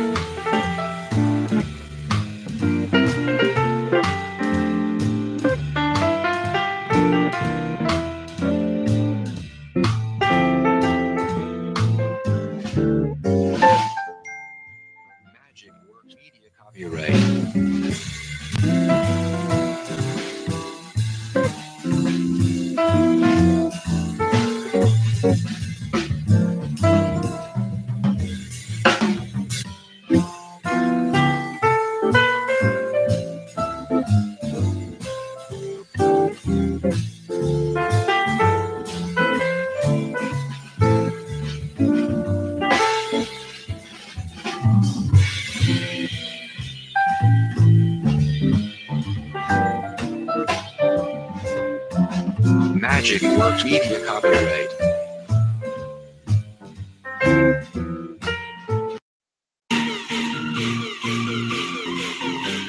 You're listening to the Hyannis Harbor Hawks on the Hyannis Harbor Hawks digital network. Now back to today's voices of the Hawks, Lyle Goldstein and Chris Lucey. Braden Como, Davis Wenzel, and Tommy Chu do up for Hyannis here to start things off in the top of the 5th inning. This game now tied after a 3-hit and 1-run inning for the Commodores in the bottom of the 4th. Again, alongside Lyle Goldstein, I'm Chris Lucey. It's been a wild one here. Only 1 game separating Hyannis from the All-Star break. It's this one. And the Harbor Hawks trying to get themselves a little win streak moving before they get things going for their rest. Braden Como, however, will be hard at work tomorrow, playing in the Cape League All-Star game.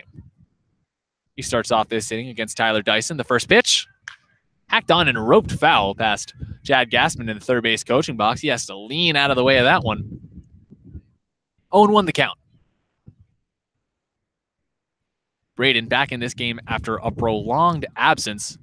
Hadn't played in a ball game since the 12th of the month. The 0-1. High and tight for ball 1. Since July 12th, he'd been out, and right now, July 21st. But Braden back just in time to compete in the All-Star game. He's 1 for 1 today with a hit. And takes a strike over the outer half of the plate. A nice fastball right there from Dyson. Count 1-2. Dyson's hit 95 miles per hour several times on the day. Wouldn't be surprised if that was another one. The 1-2. Cut on and barely nicked up the first base line. It's fair. The pitcher, Dyson, comes off the mound, throws the ball down the first base line, and it knocks Braden Como in the back. And Braden Como beats it out for an infield hit. But as if Braden Como wasn't beaten up enough already, he takes that one in stride, though. Bobby Melly, the first base coach, checking up on him. And he's aboard to start off the top of the 5th inning. Braden shakes it off, though. Has a smile on his face, as pretty much he always does. Now batting. Newly beardless, though. Had a beard going for most of the season. But right before he came back from his injury, actually, he decided to shave it off. Davis Wenzel at the plate now. Definitely not opting to take out the razor today. The first pitch. Called a strike over the outer half, and I mentioned that because Wenzel kind of has the nickname Davis Justin Turner Wenzel for the massive beard and long hair combo that he has. The 0-1. Cut on and popped up way high in the air out towards right field. Wallner calls everybody off, makes the catch out in right field, taking 2 steps over to his left, and there's one away here in the top of the 5th. Davis Wenzel now 0 for 2 with a hit by pitch and a strikeout to go with that flyout. 2-2 the score. Hyannis tied with Falmouth after 1 run in the previous frame for the Commodores. Tommy Jew coming up to the plate now for the Harbor Hawks. Tommy is 1 for 2 today with a single and a flyout as well. Braden Como still on first base. The pitch. Check swing. And the home plate umpire rings Tommy Jew up. 0-1 the count. The righty Dyson ahead in the count of the righty from UC Santa Barbara at the plate. Middle infielders shading up towards the second base bag. Sims holds on Como. And the 0-1 pitch. Hacked on and missed for strike 2. 1 away here in the top of the 5th inning. Braden Como led off this inning with a single. And now Tommy Jew has to embrace the 2-strike approach to keep it from a 2-out game here. It's a 2-2 tie right now. Lights starting to come on here at Gov Fuller Field. Dyson to the set and the 0-2. Check swing. Did he go? Yes, he did. He's punched out by the home plate umpire, and now Tommy Jew having words with the home plate umpire. And the call will actually be reversed. An 0-2 pitch will have to be played again as a little bit of catcher interference appears to have been called. And now Jeff Trundy is coming out of the dugout to have a word with the home plate umpire. It looks like a foul ball, actually, the call there, Lyle, but a bit of confusion on the field. Yeah, tough to tell what happened from here. We couldn't hear much, but Tommy immediately, right in the ear of the home plate umpire, telling him he got a piece of it. So discussing things over right now, and now he's going to walk over and discuss things with the rest of the umpiring crew. Couple of blue shirts meeting down the first base line. We'll reset the game for you right now. Got off to about a good as a start as it could have for the Harbor Hawks. 2 runs in the top of the first inning got them out to a 2-0 edge. And then the Commodores battled back with a run in the bottom half of the frame. And while Hyannis has yet to get any offense going since that top of the first inning, the Commodores struck back to tie the game in the bottom of the 4th. As now we get back to go here in the top of the 5th inning. Everybody back in their places. Tommy Jew getting the benefit of the doubt from the home plate umpire. 0-2 the count. Strike 3 called back and instead ruled a foul ball. Middle infielders playing close to the second base bag. Third baseman in Cannon shaded a bit towards the line. The 0-2 pitch. Hacked on and missed for strike 3. Handley ranges out of the batter's box to snag the ball. Doesn't drop it, though, as Jew just swings and misses. And there's 2 away here in the top of the 5th. Braden Como in danger of being stranded again. Was also stranded in the top of the 2nd inning. And now Matthew Barefoot to the plate. Today's left fielder out of Campbell, 1 for 2 with an RBI hit and a strikeout. He's at the right side of the plate. The righty Dyson to the set. The pitch. Bouncer in the dirt almost gets away from Hanley, but he's right on it. Nice backhand stab. Fires up to his feet, too, to keep Braden Como honest at first. The everyday backstop for the Stanford Cardinal. Known to be pretty slick behind home plate with his glove. The 1-0. Braden Como goes. Snap throw down to second base. Como slides in headfirst. Safe. No tag applied. The second baseman Cantrell almost loses the ball as he's barely able to keep his footing. And Braden Como, welcome back to the lineup for the Harbor Hawks. A pair of hits and a stolen base. And we're only 4 2/3 of the way through this game. I think it's safe to say he's making up for some lost time. Got a pretty good jump on that one. The throw out to the right by Hanley, and he slides in safely. The 2-0 pitch from Dyson. Called a strike over the outer half of the plate. Count now 2-1. Braden Como getting himself warmed up for the All-Star game tomorrow. One of 6 Harbor Hawks that'll be donning the blue and orange of the Hyannis Ball Club, representing their team. The 2-1. Another called strike over the outer half. Fastball from Dyson, getting the better of Matthew Barefoot there. Count now 2-2. 2 away. A 2-2 tie on the field here in Falmouth. Top of the 5th inning. 1 runner in scoring position in Braden Como. The 2-2. High and tight. It actually hits Matt Barefoot on the front foot, on the front elbow protector, excuse me. And he works his way down to first base for free. Now batting, the third baseman from Wright State. Seth Gray now coming to the plate for the Harbor Hawks, looking for his second hit of the day. He's 1 for 2. Runners on first and second. The Harbor Hawks trying to break a 2-2 tie from Falmouth. Seth at the left side of the plate against the righty out of Florida. Barefoot and Como both with 2-step leads off the bag. The pitch. Called a strike, high and outside. Count 0-1. Seth Gray feeling comfortable right now. Broke an 0 for 10 slump yesterday. Had himself a great game. As now Dyson comes to the set, the 0-1. Called a ball low and away. Count now 1-1. And I mentioned Seth with a good game last night, 2 for 3 with an RBI after he came in with an 0 for 10 skid on his mind. Dyson to the set. Runners on first and second, the 1-1. High and outside. Count now 2-1. Great night in his back pocket. Seth can come into tonight relaxed, also knowing he's using his own glove today as he played first base last night for Hyannis, and a third baseman by trade. He had to borrow first base coach Bobby Melly's glove. Bobby Melly, of course, a longtime first baseman for this Harbor Hawks club. The 2-1. Hacked on and served foul off of Seth Gray's back foot. He'll need to take a bit of time to himself out of the batter's box to adjust and just walk it off. 2-2 now the count. Runners on first and second, a 2-2 tie here. Top of the 5th inning in Falmouth. The Harbor Hawks trying to retake the lead here against the Commodores. That boy brings a couple of fresh pearls out to the home plate umpire. And Seth Gray working his way back towards the left-handed batter's box against the right-hander Dyson. Righty out of Florida has been outstanding for the most part today. 77 pitches thrown, 57 of them strikes. The 2-2. Called strike 3 right over the outer half of the plate. The breaking ball from Dyson freezes Seth Gray. And now the Harbor Hawks go into the bottom of the 5th inning. Austin Langworthy, Kyle Stowers, and Davis Sims due up for the Commodores, the 3, 4, and 5 hitters, when my play-by-play partner Lyle Goldstein will take over the reins with the play-by-play. We'll be right back on the Hyannis Harbor Hawks Digital Network. Don't go anywhere. This game still knotted at 2 before the All-Star break takes effect tomorrow.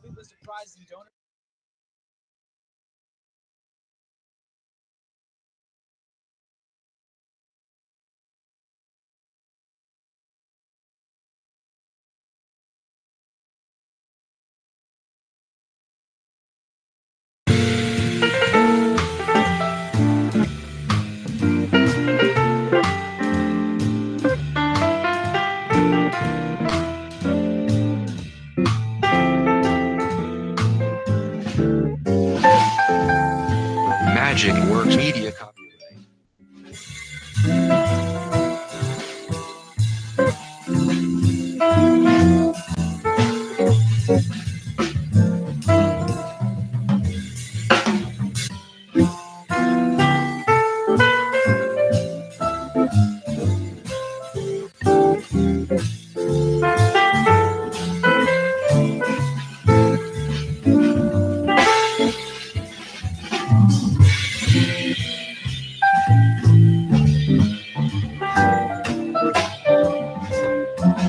Magic Works Media copyright.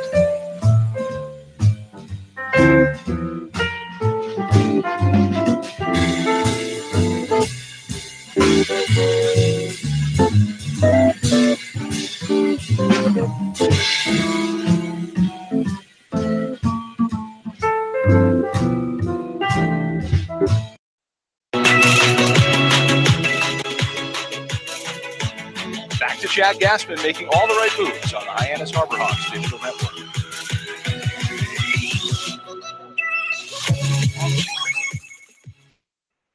The night of Jeremy Randolph is done after 4 innings pitched. The Wright State right-hander allows 5 hits, 2 earned runs, walked 1, and struck out 5.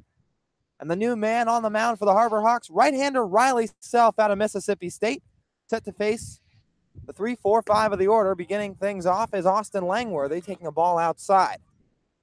Yeah, a great outing from Randolph despite the 2 earned runs. A shame he can't come away with the possibility of snagging the win because he really was outstanding tonight. Tough from the set. Next pitch to Langworthy, swinging a fly ball out to deep right field. This chases Eric Rivera back toward the wall, settles under about 5 feet in front, and makes the catch for out number 1. So Austin Langworthy putting a charge into a ball early here from Riley Self. Looked like it had a chance off the bat, but died a little bit toward the tail end of that one, and Eric Rivera staying with it all the way. Yeah, I mean, one thing about Langworthy, he really won't impress you with his average at all. He's been having a tough season, but still, when he's gotten the hold of the baseball, he's cranked 5 home runs. Now the first pitch to Kyle Stowers is taken for a strike. Kyle Stowers comes into this at bat 1 for 2, single and a looking strikeout.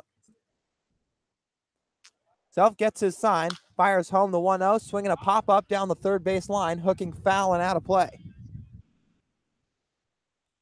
Kyle Stowers putting together quite the summer here for the Falmouth Commodores. He's 4th in the Cape in average coming into today with a 347 clip, 13 extra base hits, and slugging .564, those all ranking 4th among Cape Cod players as he swings at that next pitch and sends a line drive through the gap on the right side into right field for a base hit. So Kyle Stowers reaches with a 1-out single, picks up his 2nd hit of the day, and it'll bring up Davis Sims. The first baseman from Western Kentucky, number 20, Davis Stowers Sims. staying with that pitch from Riley Self. A little bit off the plate, but pulled it the other way, we should say. Through the right side, Como gave a diving attempt, but couldn't quite come up with it. A new hitter in Davis Sims digs in. First time today seeing Riley Self. Takes a breaking ball for a called strike. Sims produced an RBI double in the first inning, then grounded out to Seth Gray back in the 4th. Self sets right at the belt. Stowers takes off. The pitch is in. No throw down by Wilkie. Standing up at second base is the runner in Kyle Stowers, and quickly the Commodores have a runner in scoring position. Yeah, it looks like Wilkie just got blocked by the batter in Davis Sims. Didn't mean to get in the way of it, of course, but just had a bat kind of right in front of Wilkie's throwing hand as he sprung up from behind home. That pitch was called a ball to Sims, and he now sits at a 1-1 count. Self quickly stepped off the mound, took 1 foot off. And now time's called as Wilkie's going to trot out to the bump to have a quick conversation with him. So Davis Sims comes into this at bat hitting .269. He played his first 2 college seasons at Murray State, but over this summer announced he'll be transferring to Western Kentucky. He'll be starting there when this summer concludes. Meeting is adjourned. Wilkie's back behind the plate. Next pitch from Self. Stowers takes off for third. Wilkie throws down to Seth Gray, and not in time. Sliding under the tag is Kyle Stowers. Picks up his 2nd stolen base of this at bat, and quickly down to third with 1 out. I mean, you have to get a great jump to steal third base, especially on a catcher like Wilkie, and Stowers just taking off before the pitch and Self a little bit slow to the plate on that last throw. So Wilkie, of course, with another good throw right on the money to Seth Gray, but Stowers is already in there. You just have to tip your cap to the guy at that point. That'll bring the infield in. All 4 of them coming onto the infield grass. 1-2 from Self. Fly ball hit into right field. Rivera takes a couple of steps back, settles under it and makes the catch. Tagging from third is Stowers. The throw to the plate is cut off by Pages, and Kyle Stowers trots home to make this a 3-2 Commodores lead here in the bottom of the 5th inning. Now batting, a productive out from Davis Sims, his 2nd productive at bat of the day, as he stays with an off-speed pitch from Self, kind of flips his bat out toward it, sends it out to right field just deep enough to plate Stowers. And Riley Self gives up a run here in his first inning in relief in the bottom of the 5th. I mean, the only player on the Harbor Hawks with the arm strength to possibly make that play at the plate is Matt Barefoot. The new hitter in Stephen Williams takes a ball down low. And I mean, just to finish up that point, I mean, Davis Sims really making the most of a good situation right there. And Cal Stowers setting the plate for him, too. Self fires in the 1-0, and it's swung on and missed by Williams to move the count even. Just goes to show how base running is a bit of an underrated part of things in this league, but it can really go a long way for a ball club trying to win games. Self with the 1-1, misses down low for ball 2. Stephen Williams is 0 for 2. He struck out and flew out to left. Self gets his sign in the set from Wilkie. Roxon fires the 2-1, and it's a called strike by the home plate umpire in Lenan Suda. Move the count to 2 balls and 2 strikes. Stephen Williams was drafted in the 35th round by the Yankees back in 2017 as he swings and misses through that next pitch for strike 3, and that'll do it for the Commodores in the bottom of the 5th. Riley Self records his first strikeout of the night, but not before allowing 1 run to Falmouth to make this a 3-2 ball game. Hyannis will be up in the top of the 6th. Due up will be Trevor Hauver, Pedro Pages, and Eric Rivera when we come back on the Hyannis Harbor Hawks Digital Network. Magic Works Media copyright.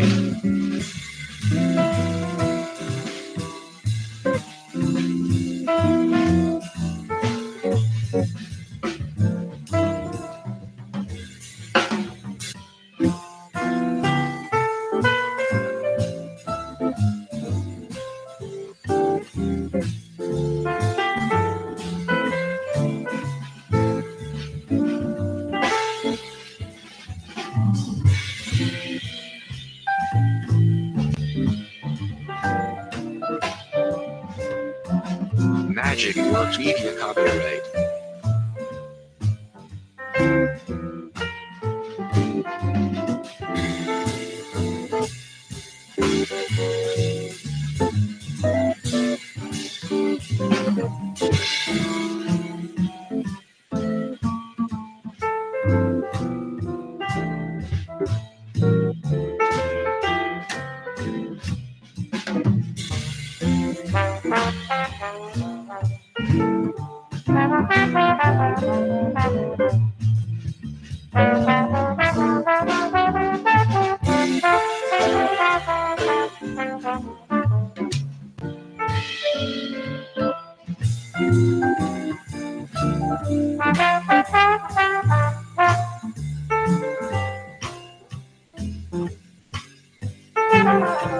Magic Works Media copyright.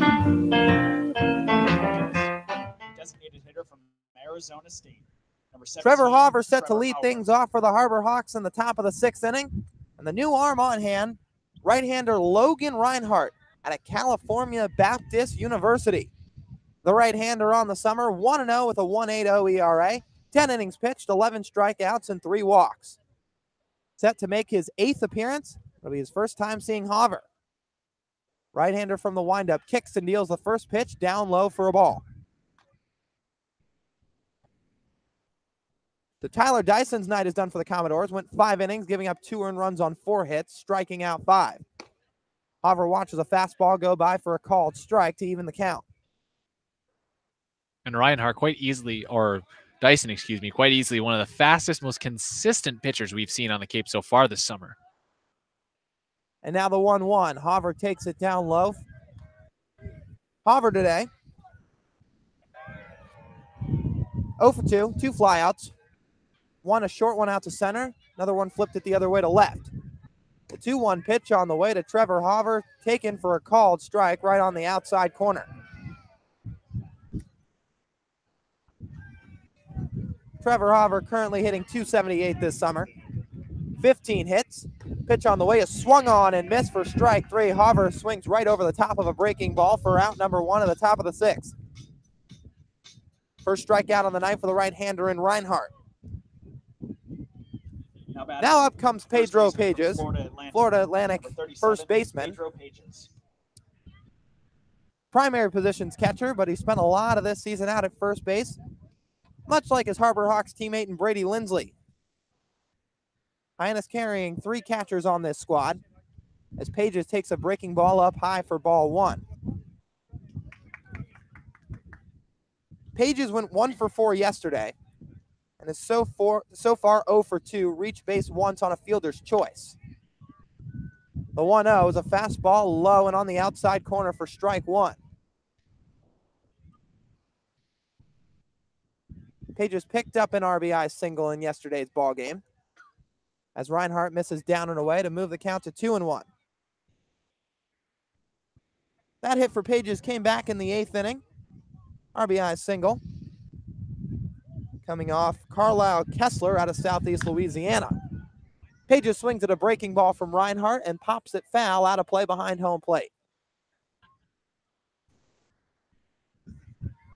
I mean, in the past 2 games, Hyannis has seen both of the 2 guys they've missed most to injuries come back, which is a very positive sign for this ball club coming down the final stretch run of the season, going towards the All-Star game. Now Reinhart ready with the 2-2, swinging a line drive to the left side. Davidson makes the catch moving over to his right, prevents it from going out to left field, and that'll be the second out of the inning as Pages lines out and is now 0 for 3 today. Number 1, Eric Rivera. Davidson having a pretty good beat on that one. Kind of a slow line drive from Pages, took a couple of steps to his right and squeezed his glove on the backhand side. So now, from one FAU Owl to another, as Eric Rivera digs in from the right side. It'll be his first time this summer seeing Logan Reinhart. And he takes a strike right at the bottom of the zone. Well, Rivera is currently 0 for his last 8. Looking to break that slump here as he takes another pitch right at the bottom of the strike zone, and that moves the count to 0-2. Called strike from the home plate umpire in Len Ansuda. But Rivera went 5 for 5 against the Chatham A's with a home run just a couple of nights ago. Breaking ball down low. Count now 1-2. Eric Rivera's had a couple of bright, shining moments this summer. One of them coming in the first game of a doubleheader in the first week of the season against the Brewster Whitecaps with a walk-off single. And then that 5 for 5 night against the Anglers. Now the 1-2 from Reinhart. An off-speed pitch misses in the dirt. Picked by the catcher in Hanley. Count even to Rivera. 3-2 ball game, 2 strikes, 2 balls, and 2 outs. The pitch from Reinhart, swinging a line drive or ground ball to the left side, backhanded by Davidson, takes a step to his right, throws across in the dirt, can't be picked by Davis Sims, and Eric Rivera is on at first base, reaches with 2 outs on an E6, and his first time reaching base tonight. Yeah, it seemed like the ball was a tough play for Davidson to make backhand over in the hole, and he just wasn't able to set his feet really all that well under it. An off-balance throw, and it would have been a very tough scoop for Sims to make. Now Kyle Wilkie digs in search of his first hit today. He flew out to left and struck out swinging. Now from the set is Logan Reinhart for the first time. Checks Rivera, who takes off with the pitch. The throw down by Maverick Hanley to second is on a line and in time to grab Eric Rivera for the final out of this top of the 6th inning. So the new reliever in Logan Reinhart faces the minimum after getting a strikeout, a line out, and then some help from Maverick Hanley to nail Eric Rivera down at second base and keeps the score 3-2. Bottom half of the 6th coming up right after this when we return on the Hyannis Harbor Hawks Digital Network.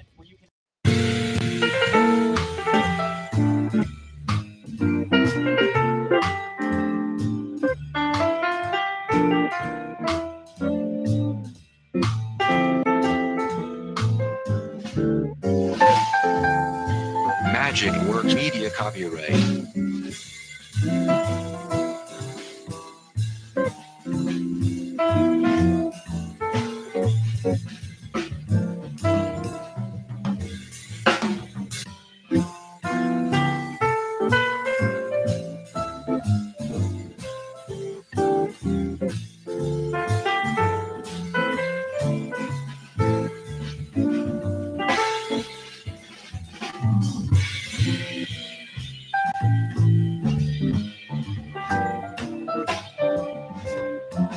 Magic Works Media copyright.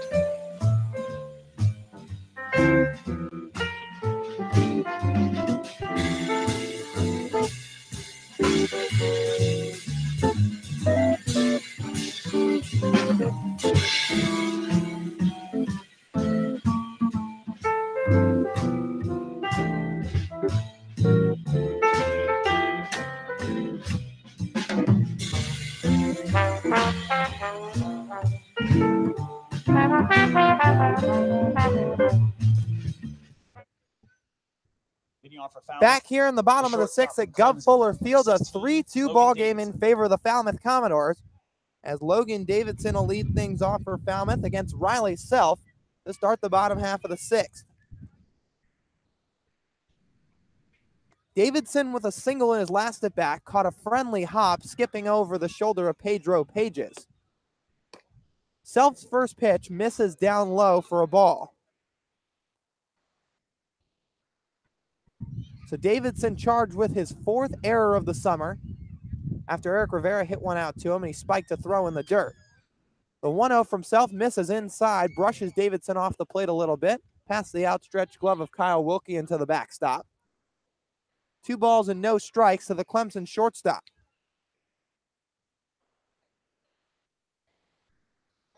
Riley Self sets right at the belt. Pitches in, fastball runs outside for ball 3. So this summer has been a little bit of a house of horrors for Logan Davidson, currently sporting a batting average of just 186 along with 4 errors. Takes a strike from Self on a 3-0 pitch to move the count to 3-1. Not the summer a player with top 5 projectability was expecting to have here in his season out in Falmouth. Still looking to turn things around here in game 34 as he swings and grounds run 1 foul up the first base line.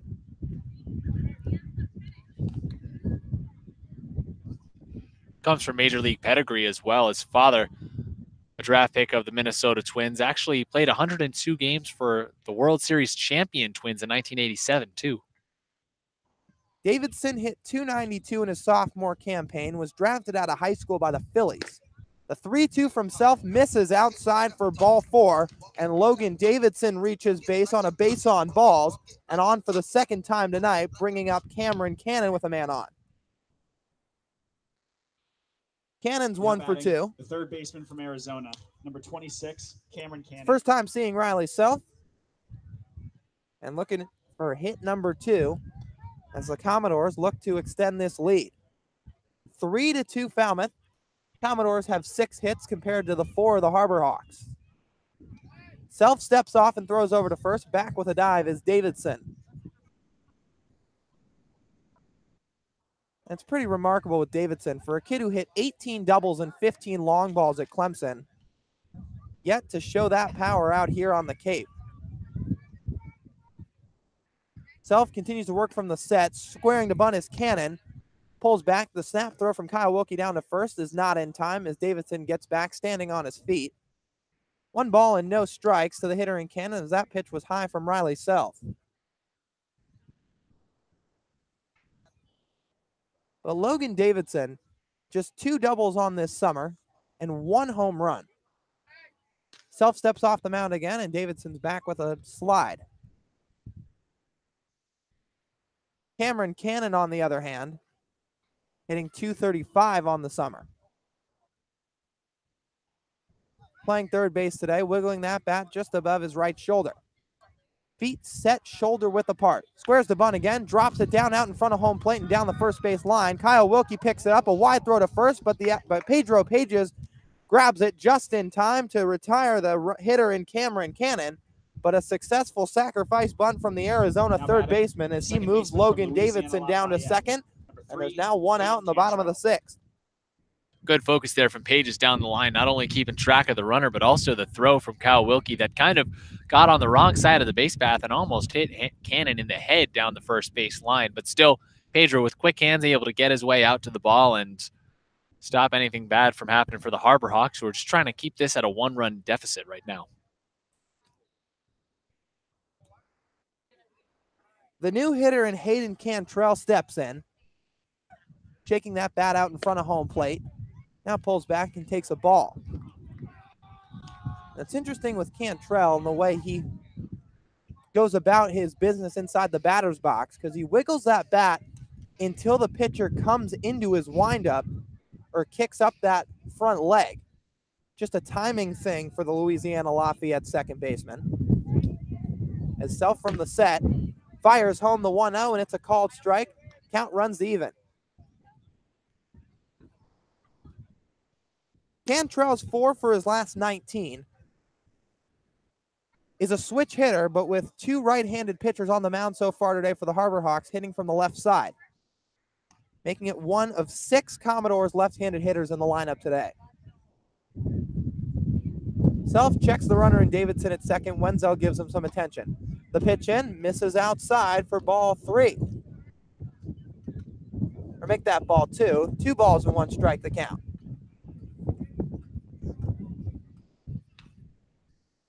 Davis Wenzel playing up the middle.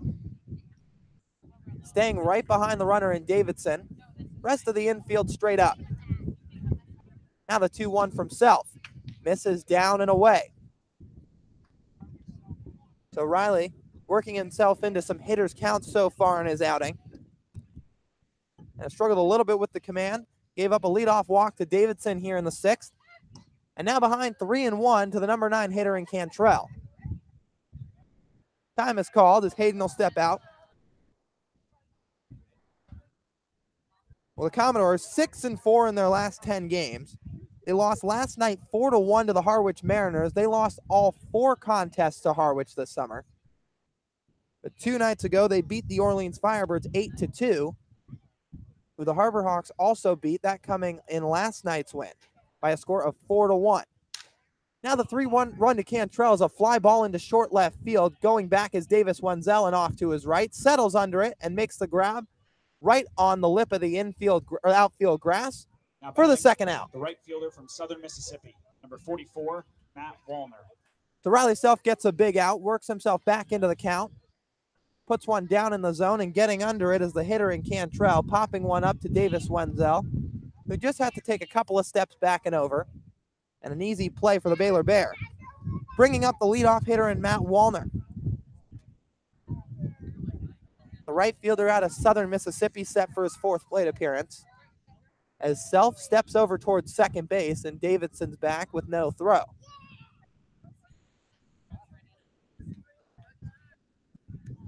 Riley getting his way back onto the mound, working from the right side as Kyle Wilkie extending that left arm out to the right-handed side of the box for the intentional walk.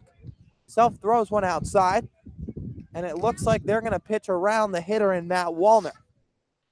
There's 2 outs in the inning, but Hyannis looking to make the catcher in Maverick Hanley beat him.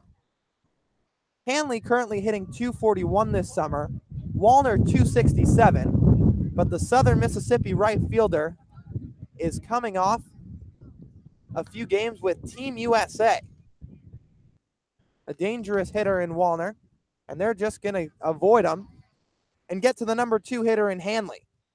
I mean, you can't blame the Harbor Hawks for their strategy here. I mean, only 12 games on the season for Wallner. He's already slugged 4 home runs for this Commodores ball club. So having a hitter up like that with a very, very tight game on your plate, best just to get around him and see if you can get that final out against a bit of an easier task in Hanley. Wallner reaches with back-to-back free passes, an intentional walk here in the bottom of the 6th. And now Hanley digs in search of his first hit. Righty-righty matchup.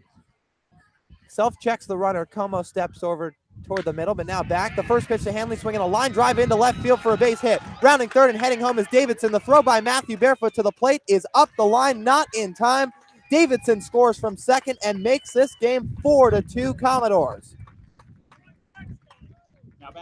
Great jump there from Davidson and clutch hitting from Hanley. He's burned the Harbor Hawks with some clutch hitting twice now. Not only the walk-off against Hyannis earlier this year at Gov Fuller Field, but now knocking in an insurance run for Falmouth here. Kyle Wilkie calls time and jogs out to the mound to talk to the Mississippi State Bulldog in Riley Self as some action is warming in the Harbor Hawks bullpen. Looks like it's the new man in Jock Pichu out of Austin Peay State getting loose for Hyannis, the left-hander. So Wilkie out to calm down his pitcher. Falmouth today scored 1 run in the bottom of the 1st, and now in the last 3 straight frames have plated 1 run each. 1 in the 4th, 1 in the 5th, and 1 in the 6th. Now after a meeting between Wilkie and Self, head coach Chad Gassman makes his way out to the mound with the rest of the infield coming in as well. And the night of Riley's Self could be done right here. And it will be as Gassman takes the ball from him. He jogs in after completing an inning and 2/3 of work. Pichu will be on, making his Hyannis Harbor Hawks debut when we get back right after this on the Hyannis Harbor Hawks Digital Network.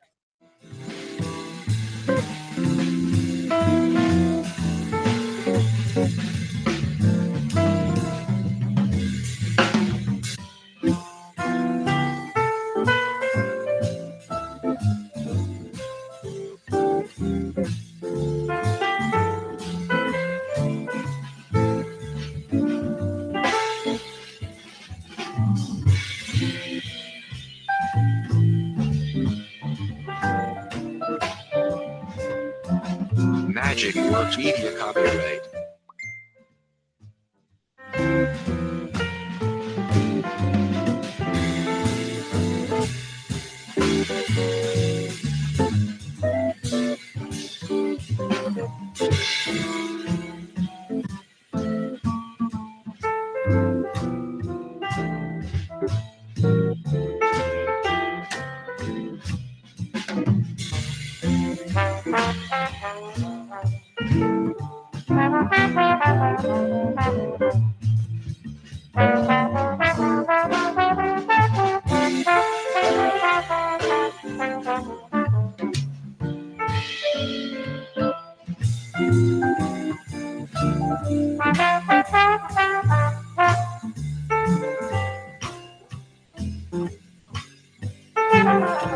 Magic Works Media copyright.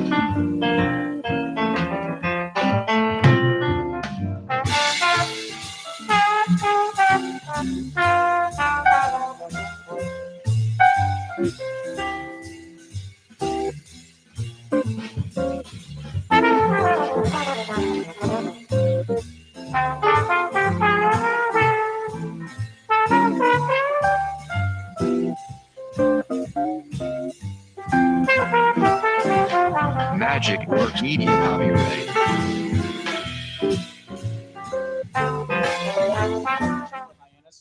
From Austin P State. New pitcher on hand for the Harbor Hawks, the southpaw at Austin P State University in Jock Pichu, set to make his Cape Cod League debut with the Harbor Hawks. In his 2018 campaign out in Clarksville, Tennessee, went 89 1/3 innings, 7-4 record, 4.03 ERA in 15 starts, walked 28, struck out 104. And an immediate lefty-lefty matchup as Austin Langworthy, the number 3 hitter, digs in. Pichu checks the runner at second. The first pitch is down low for ball 1.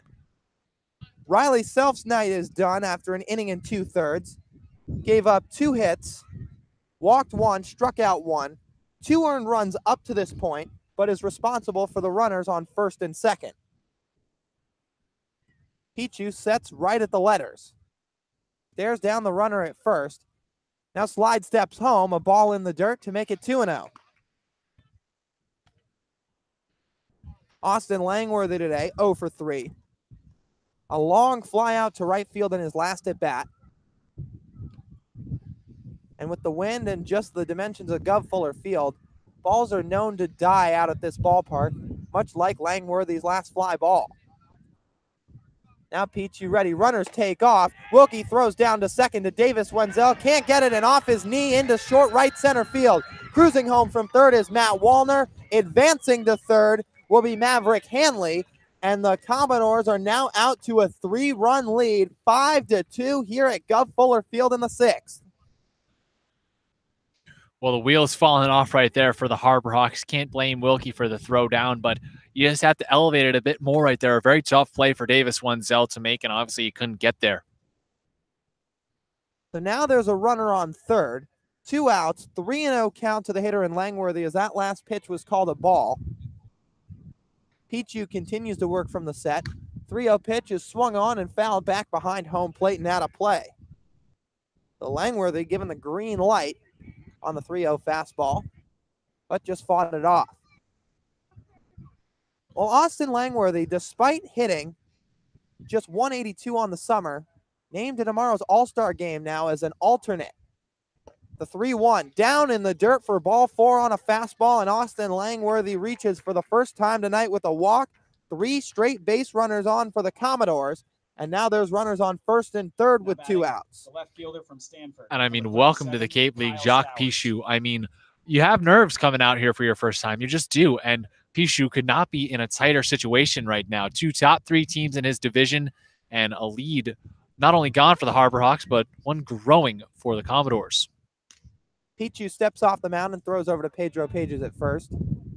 But not only was he coming in a tight game against a Western Division foe, but the 2 first hitters he's set to face were Austin Langworthy, an all-star who hit a walk-off home run in a regional game for Florida earlier this year, and now Kyle Stowers, who swings at the first pitch and sends a fly ball down the left field line into foul territory. Matthew Barefoot giving chase and watches it sail out of play. But Kyle Stowers on the day, 2 hits in 3 tries, also stole 2 bases back in the 5th inning, and scored on a sacrifice fly from Davis Sims. Stowers hitting .356.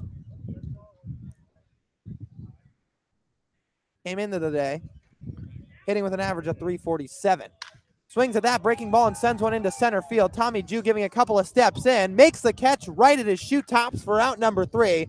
And Jacques Pichou gets out of the inning here in the bottom of the 6th, but not before the Commodores plate 2 more runs to make it a 5-2 game.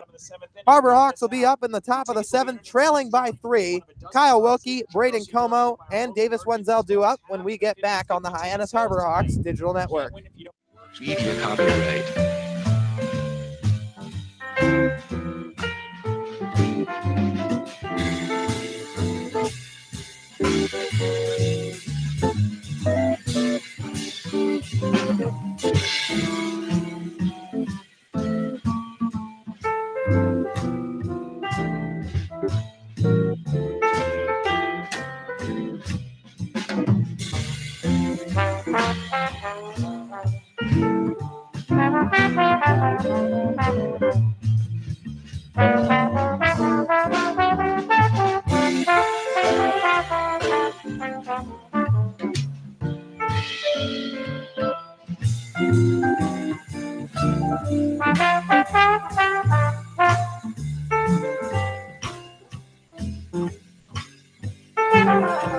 Magic Works Media copyright.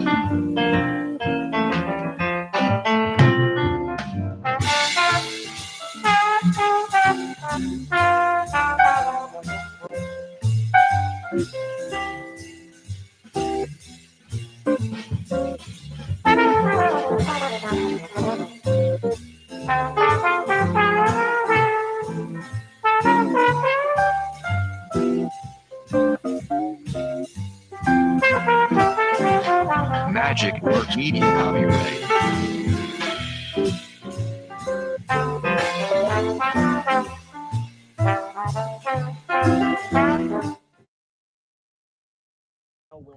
Kyle Wilkie set to lead things off for the Harbor Hawks in the top of the 7th inning. Hyannis trailing now by 3 runs, the score of 5-2 Falmouth here at Gov Fuller Field.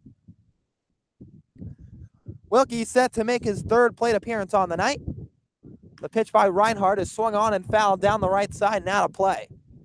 Well, Wilkie stepped up to the plate back in the top of the 6th inning, but Eric Rivera was gunned out trying to steal second. So Wilkie gets a fresh at bat. Reinhardt from the windup deals a breaking ball to Wilkie, which is down in the dirt for ball 1.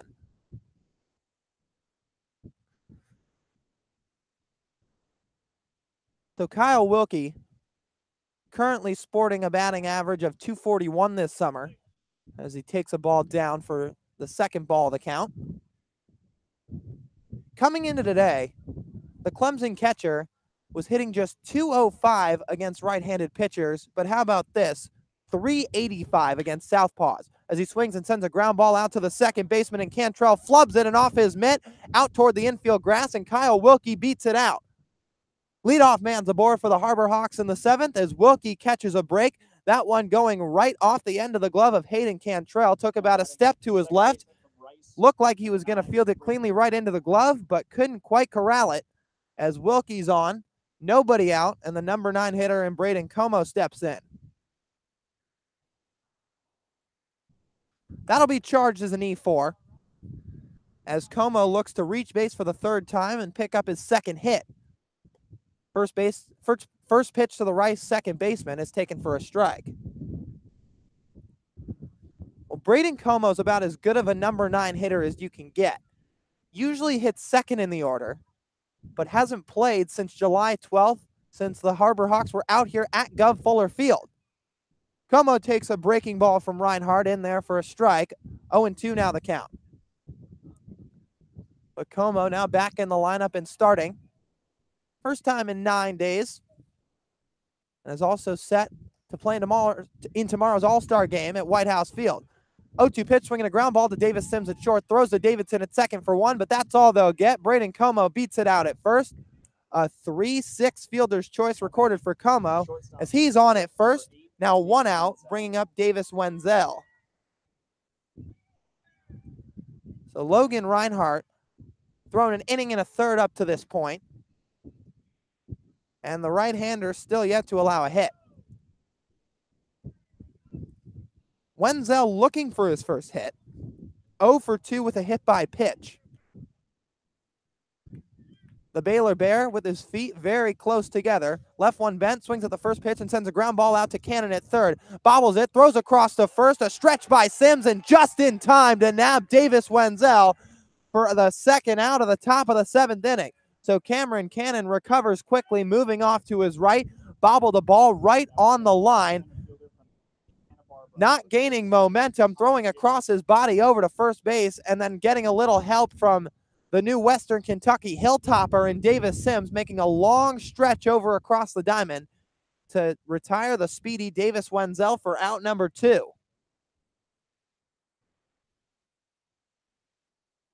Tommy Jew, the new hitter, the UC Santa Barbara outfielder, ready to see Reinhardt for the first time. The Cal Baptist right-hander counters with a breaking ball down low in the dirt.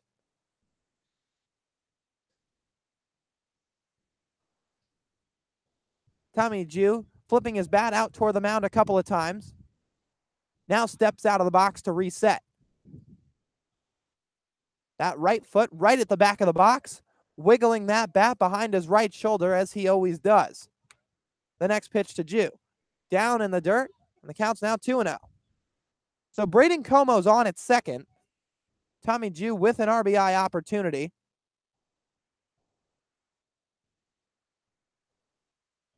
One for 3 so far today is Jew. Hitting .222 with runners in scoring position and 2 outs as he takes a fastball up high for ball 3.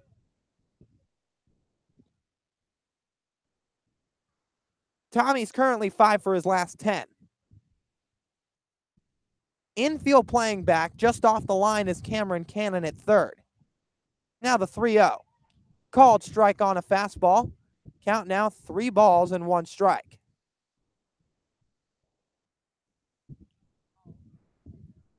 Logan Reinhardt looking for that out number 3 to hold on to this 3-run lead as the score currently sits 5-2 Falmouth. The set and the 3-1 on the way to Jew, a fastball for a called strike right on the inside corner as the count's now full.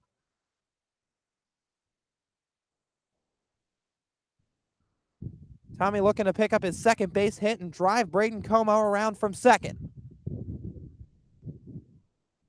Tommy gets into his stance. Reinhardt to the set, checks Como at second. Payoff pitch on the way, swinging a ground ball to the left side. Davidson moves to his right, backhands it in the hole, but no throw to first. Tommy Jew beats it out. Braden Como advances to third base, and the Harbor Hawks are threatening here in the 7th. Runners on first and third with 2 outs for Matthew Barefoot, the most dangerous hitter not just in the Harbor Hawks lineup, but in all of Cape Cod. Barefoot's 1 for 2 with a hit by pitch and is currently sporting a .404 average.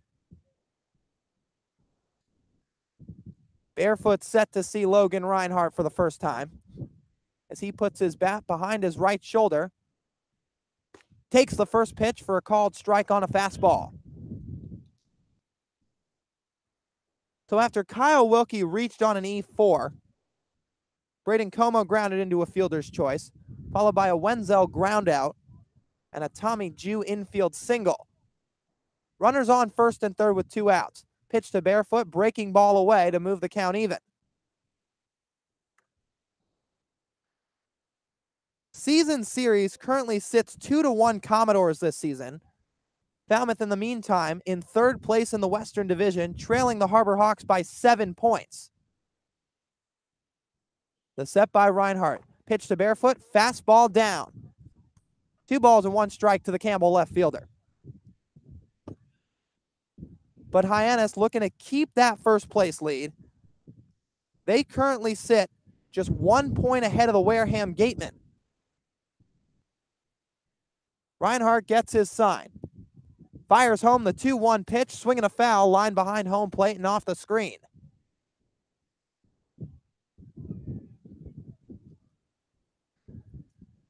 Matthew Barefoot went 0 for 3 yesterday, snapping a miraculous 22-game hit streak, which is the longest of any Cape League player in the last 10 years. He's 5 for his last 11.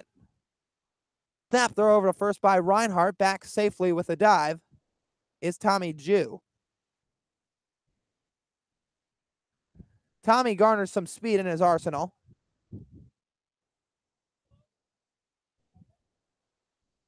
Barefoot, staring down the pitcher in Reinhardt, now gets into his stance. Time is called, and Matthew puts 1 foot outside the batter's box. Readjusts his batting gloves, puts his right hand to the barrel of the bat, but now digging in back into his stance. Harbor Hawks looking to cut the lead. 5-2 Commodores to score. Swinging a line drive out to second base, right at Hayden Cantrell, not having to move a muscle. Makes the catch for out number 3, and that'll do it for the Harbor Hawks in the top of the 7th inning. Harbor Hawks produce 1 hit, 2 runners left on base, but no runs scored. 3-run lead for the Commodores still at hand. Bottom of the 7th coming up right after this when we return on the Hyannis Harbor Hawks Digital Network. Magic Works Media copyright.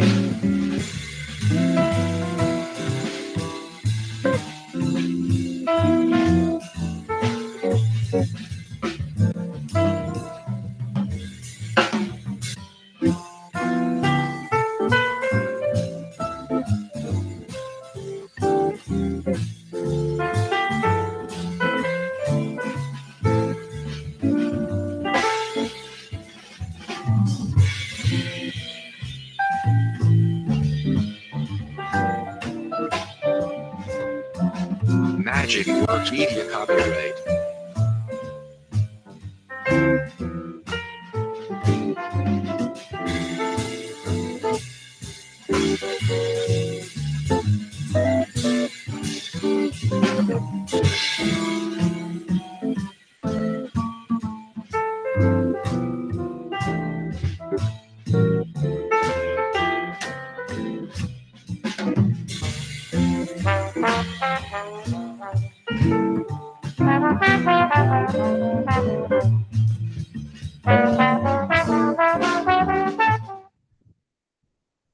Davis Sims set to lead things off for the Commodores in the bottom of the 7th inning as Jock Pichu's back on the mound after coming in to record the final out of the bottom of the 6th.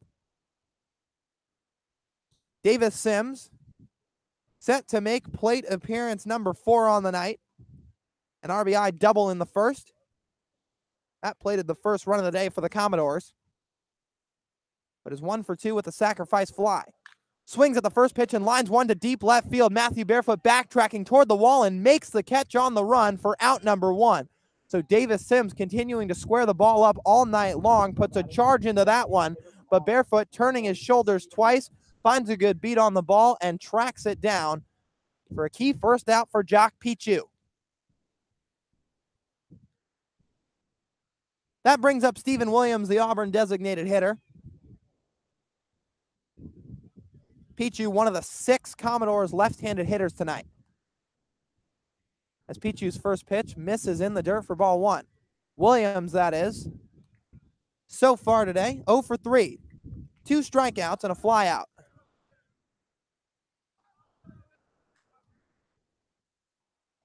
Lights fully on here at Gov Fuller Field. 8:11 p.m. your time as Williams swings and misses through a Pichu fastball for strike 1.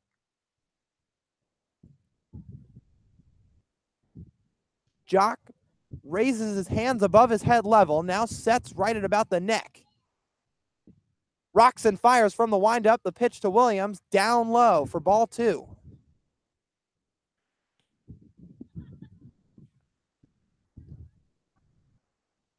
Two and 1 the count. A little bit of wind picking up here at Gov Fuller Field. Williams swings and sends one foul on a pop-up out of play down the third base side.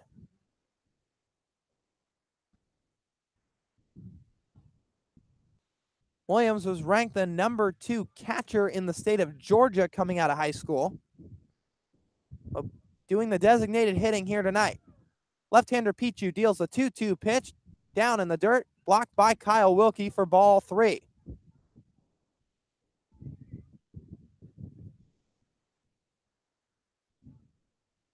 Steven Williams in search of his first hit of the night.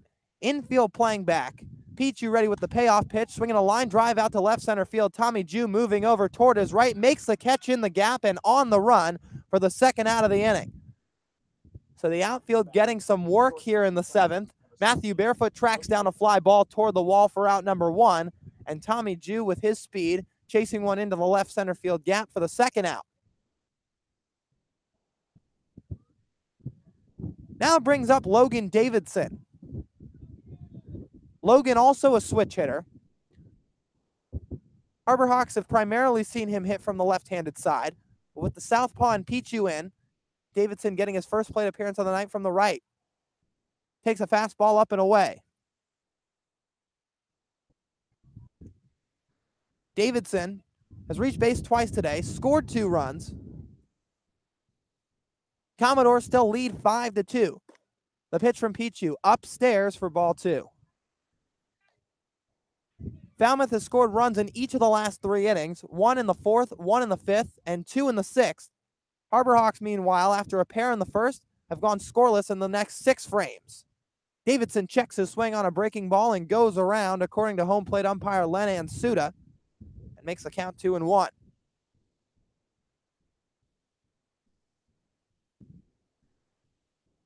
Well, the Wareham Gatemen are currently in a 1-1 tie with the Kettleers today. And the Harbor Hawks looking to do some work as Davidson drills that pitch to deep left field. Back goes Matthew Barefoot right at the wall, reaches up and makes the catch. Nearly robbing a home run from Logan Davidson. That one taking him all the way back to the wall. Full extension, makes the catch right at the top of the fence. And that will do it for out number 3 and the final out here at the bottom of the 7th. Barefoot records 2 of the 3 outs and keeps this a 5-2 ball game.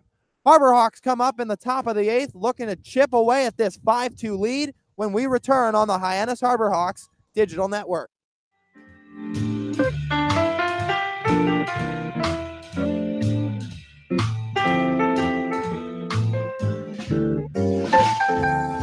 Magic Works Media copyright.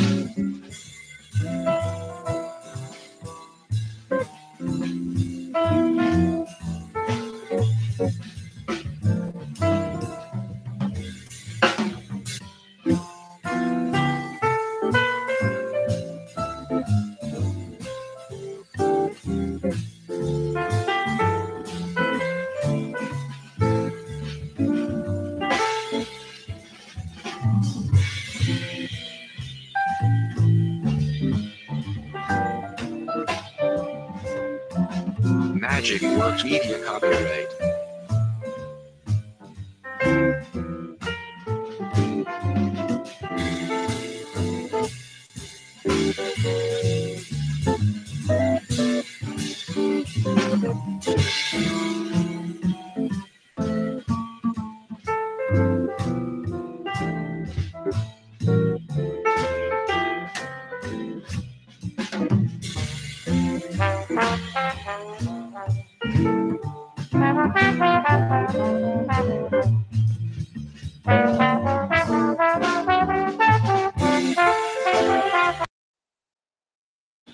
In combination with the Hyannis Harbor Hawks and Ocean Street Studios comes a brand new show bringing you everything Harbor Hawk. This is Birds the Word, a comprehensive new way to engage with your favorite summer ball team.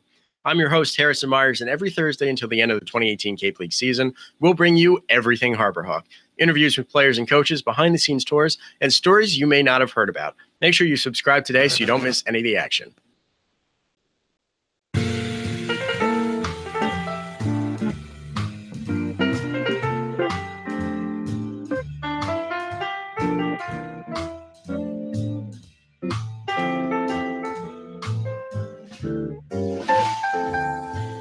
Magic Works Media copyright.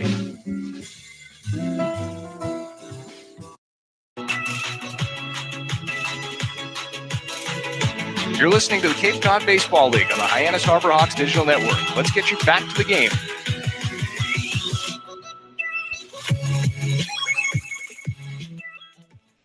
New pitcher on hand for the Falmouth Commodores, right-hander Nick Michalacek out of Sam Houston State.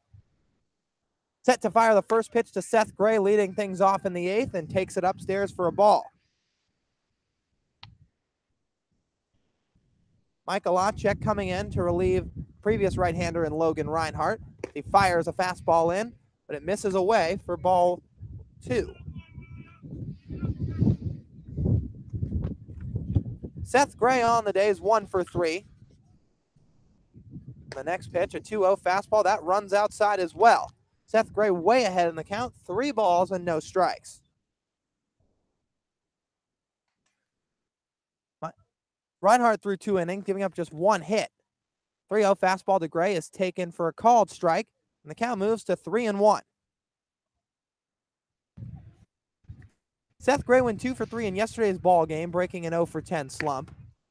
And now takes a 3-1 fastball upstairs for ball 4, so the Wright State Raider draws a leadoff walk to start the top of the 8th. Gray reaching base for the second time tonight, and it'll bring up Trevor Hauver. It'll be Hauver's first time seeing Michalacek. Trevor's 0 for 3 today. Struck out in his last at-bat swinging. Michalacek checks the runner at first. Fires in a fastball to Hauver, taken for a strike. Trevor's now 0 for his last 8. But he had hits in his previous 2 starts. Now from the set, right at the belt, is Michalacek. The pitch to Hauver, a swing and a line drive foul, out of play behind home plate.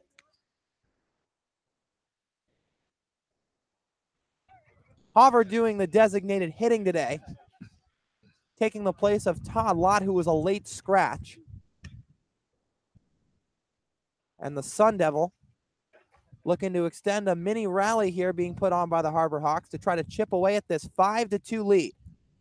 Davis Sims holding Gray on at first. Pitch to Hauver, swinging a line drive foul down the left field line again. And hooks just into the Harbor Hawks bullpen. So Hauver sitting a little bit behind this fastball from Michalacek, who seems to be pumping it in pretty firm. Tyler Dyson, who was the starting pitcher tonight, had a fastball sitting in the low to mid-90s.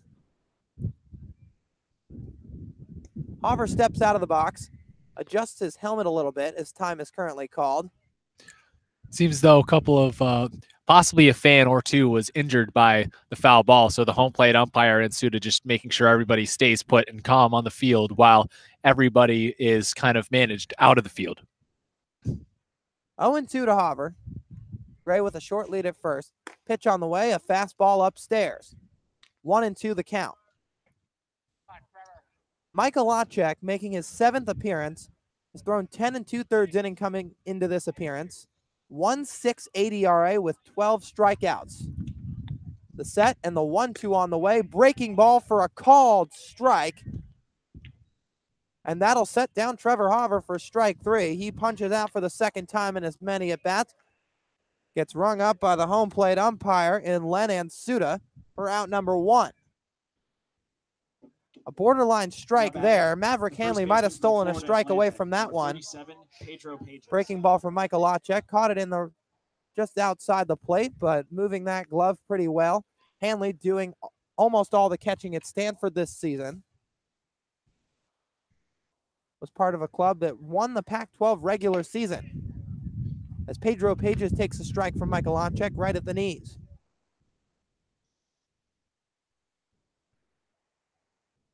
Pedro's 0 for 3 today. Gray gets his lead at first. Michalacek counters with a fastball that runs upstairs. Pedro making back-to-back starts, but missed the previous 6 days. He got in the lineup last night for the first time since July the 14th. Fastball jackknives the first baseman in Pages for ball 2. 2 balls and 1 strike. Pedro Pages hit .309 with 4 home runs in his sophomore campaign out at Florida Atlantic. 13 extra base hits. Here comes the 2-1, swinging a foul behind home plate. Pedro currently, during this summer, .237 average, but will be playing in tomorrow's All-Star game. One of 6 Harbor Hawks. Braden Como, the number 9 hitter today, also taking part. The other 2 hitters will be Matthew Barefoot and Todd Lott. 2-2 the count to Hauver. The pitch on the way, swinging a line drive into short right field. That'll dunk in for a base hit. Moving up to second is Seth Gray. Pedro Pages on with his first hit of the night. And the Harbor Hawks have 2 runners on with 1 out here in the top of the 8th. From Florida Atlantic, number 1, Eric Rivera. Well, that's how you chip into a 5-2 lead right there, slowly. So Hyannis starting out this game out front has to work its first bit of offense since really the first time they were up to the plate in the top of the first inning right now, and are doing so slowly but surely against a bullpen for the Commodores that have been pretty good up to that point. I mean, Reinhardt with those 2 scoreless innings had kept Hyannis at bay, and then Dyson had settled down after that rough first inning. And now Hyannis just has to kind of find their opportunities. Eric Rivera digs in, wiggling that bat above his right shoulder, keeping it in a looping circular motion. Takes a first pitch strike right on the outside corner on the heater.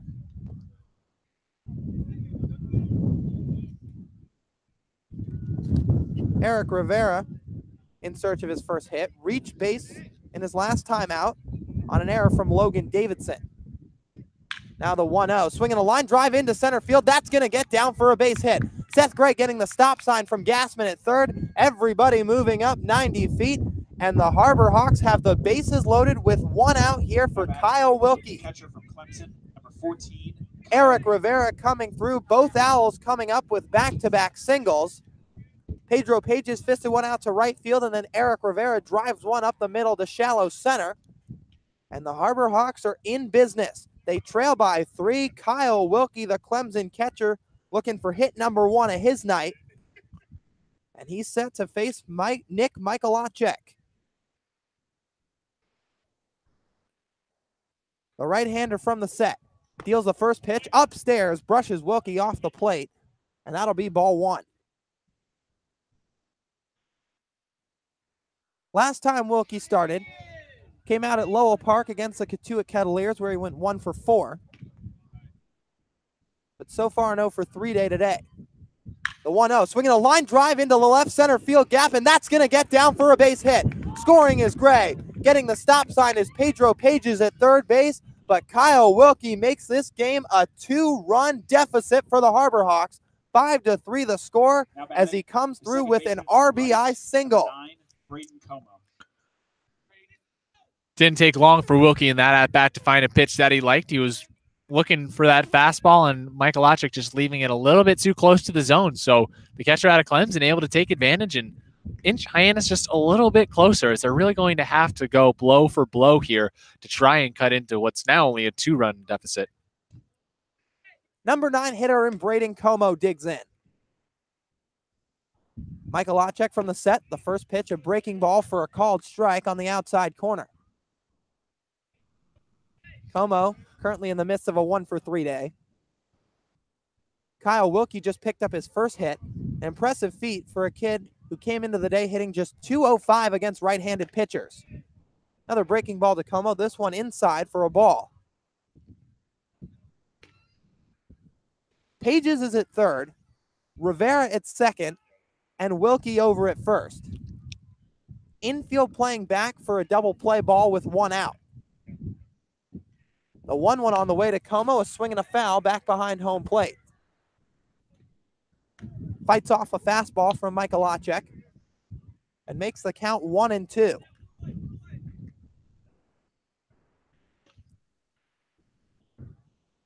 Harbor Hawks looking to come back in this game and take their second win of the season over the Commodores.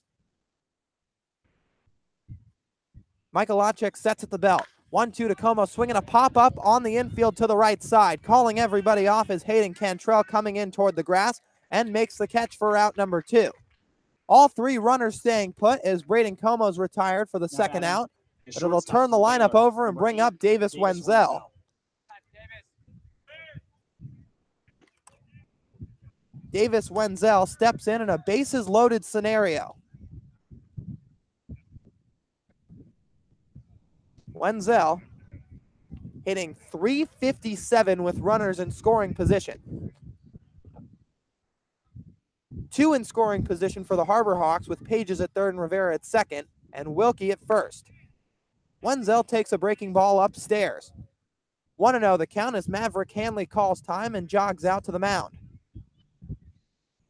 Well, there's activity going up in the bullpen right now for the Commodores, so might not be all that surprising if this is the last we see of Michalacek in this inning. And if any more trouble really comes his way, I wouldn't be surprised if Jeff Trundy has a quick hook on him, because this game was well in hand before Michalacek came into the game. And right now, it seems as though it's anybody's ball game. 5-3, Harbor Hawks trailing by 2. Wenzel looking to come up with a 2-out RBI hit. The 1-0. Fastball high and away for ball 2. Michalacek has only allowed 1 earned run all season. That came in a 3-inning appearance at Doran Park against the Bourne Braves. And now the pitch to Wenzel, swinging a foul off the screen behind home. Make it 2 earned runs that Michalacek's given up. In the previous start before the Bourne outing, he gave up a run on 3 hits against the Chatham Anglers, but has thrown 5 straight scoreless innings before today's appearance. He's got Wenzel in a 2-1 count. Time is called. Well, these 2 teams match up fairly evenly in terms of runs scored. Hyannis came into the day 6th in the league in runs. Falmouth coming in at 7th. But the Commodores have the edge on the Harbor Hawks here, 5-3.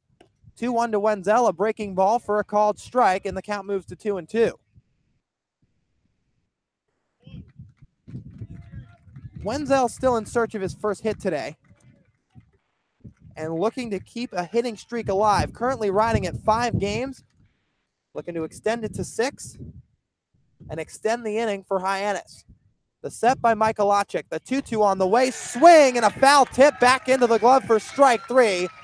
And Wenzel struck out for the final out of the top of the 8th inning. Harbor Hawks get a run back to make it 5-3, but strand 3 runners on base. We'll be back shortly for the bottom of the 8th here at Gov Fuller Field when we return on the Hyannis Harbor Hawks Digital Network.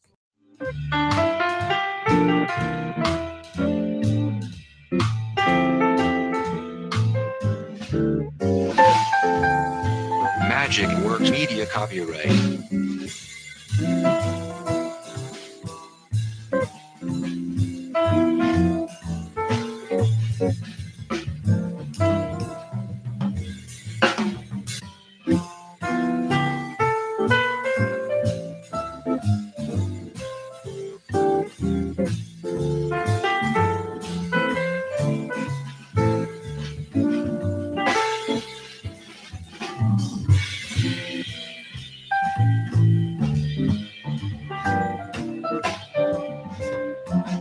Magic Works Media copyright.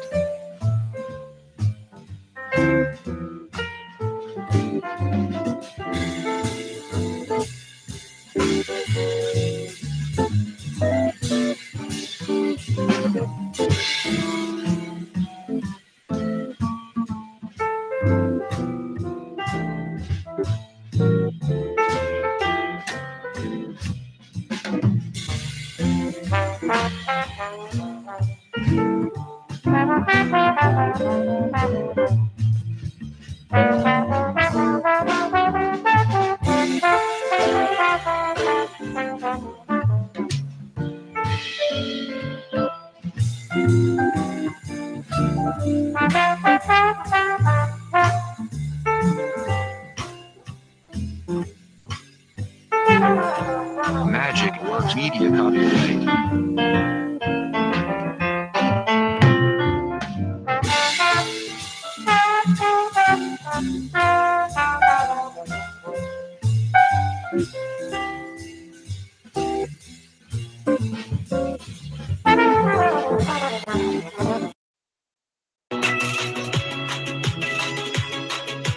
You're listening to the Hyannis Harbor Hawks on the Hyannis Harbor Hawks Digital Network.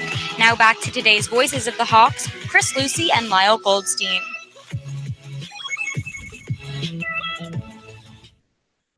Jock Pichu's Cape Cod League debut is done after an inning and a third pitch, giving up no runs on no hits, walking one. And the new arm for the Hyannis Harbor Hawks will be Kyle Kemp, the right-hander out of Lipscomb. He's set to face Cameron Cannon, Hayden Cantrell, and Matt Wallner to lead off the bottom of the eighth. Cameron Cannon today 1 for 3 with a sacrifice bunt. That sac bunt was in his last at bat in the 6th inning. And now Kemp works from the windup. The first pitch swung on and missed for strike one. Kemp's thrown 6 1/3 innings this summer. Set to make his 8th appearance. And has seen these Falmouth Commodores once already back on July the 12th. A breaking ball from Kemp runs outside to even the count. It's been a while since Kemp's been able to fit in any work. Officially 7 games since his last time on the mound. A righty-righty matchup as he kicks and fires the 1-1 pitch, a fastball for a called strike on the outer half. Cameron Cannon currently hitting .235. Infield back, Gray hugging the line. 1-2 pitch, swing and a foul, up and out of play. Cameron Cannon fights off an off-speed pitch from Kyle Kemp to stay alive. Cannon has 28 hits on the summer and a lot of at-bats, to say the least. This is his 120th at-bat of the summer. Swing and a miss for strike 3 on a breaking ball from Kemp. Records punch out, number 1 of his night. 1 out here in the bottom of the 8th.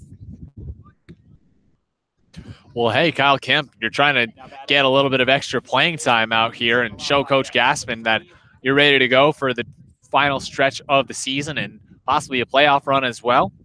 Start your inning off with a bang. Getting that strikeout's a big one for Kemp as he can just get things rolling. Kemp now set to face Hayden Cantrell. Fires home a fastball upstairs and away. Hayden Cantrell's the number 9 hitter for the Commodores, a teammate of Todd Lott playing at Louisiana Lafayette. 1 for 2 today with a walk.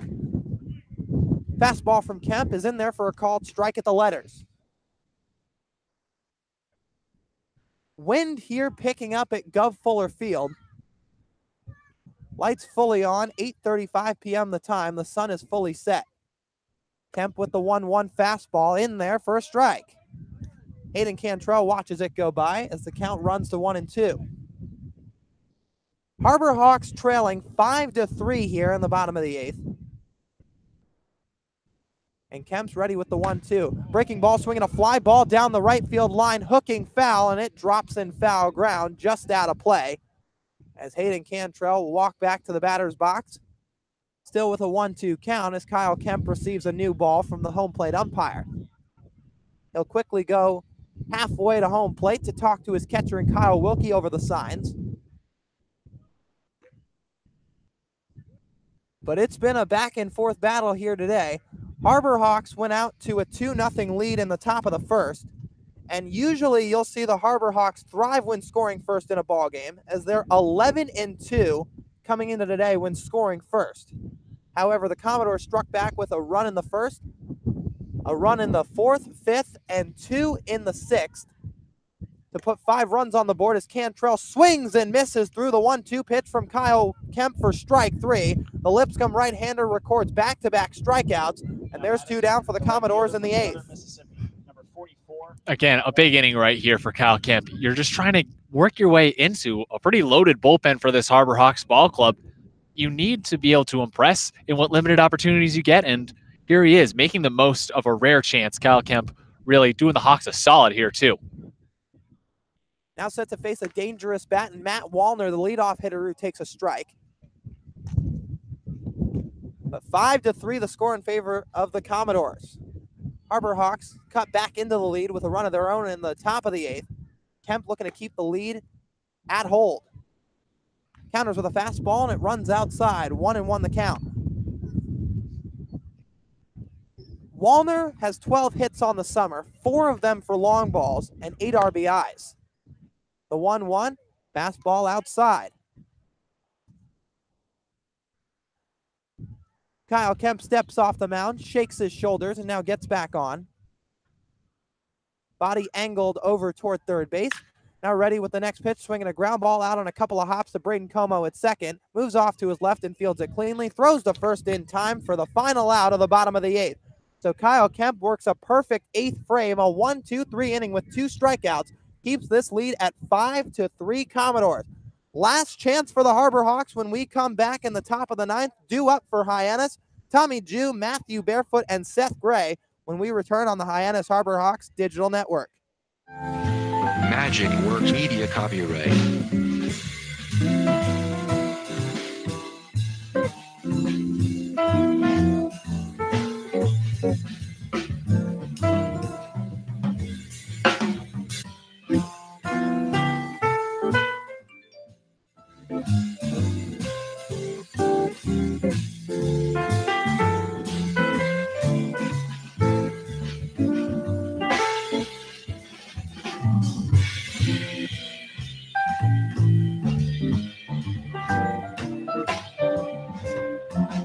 Magic Works Media copyright.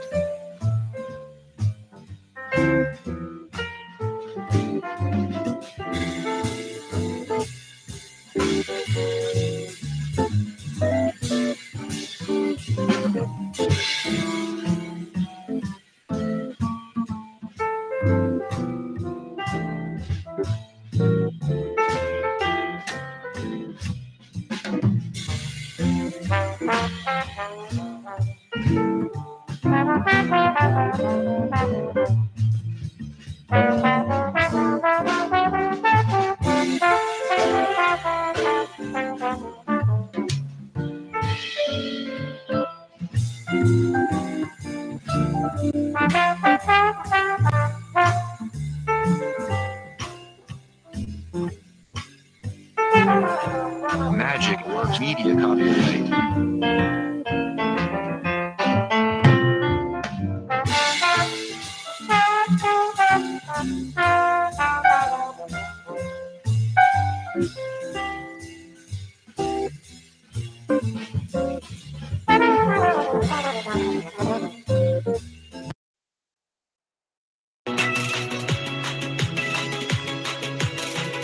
You're listening to the Hyannis Harbor Hawks on the Hyannis Harbor Hawks Digital Network.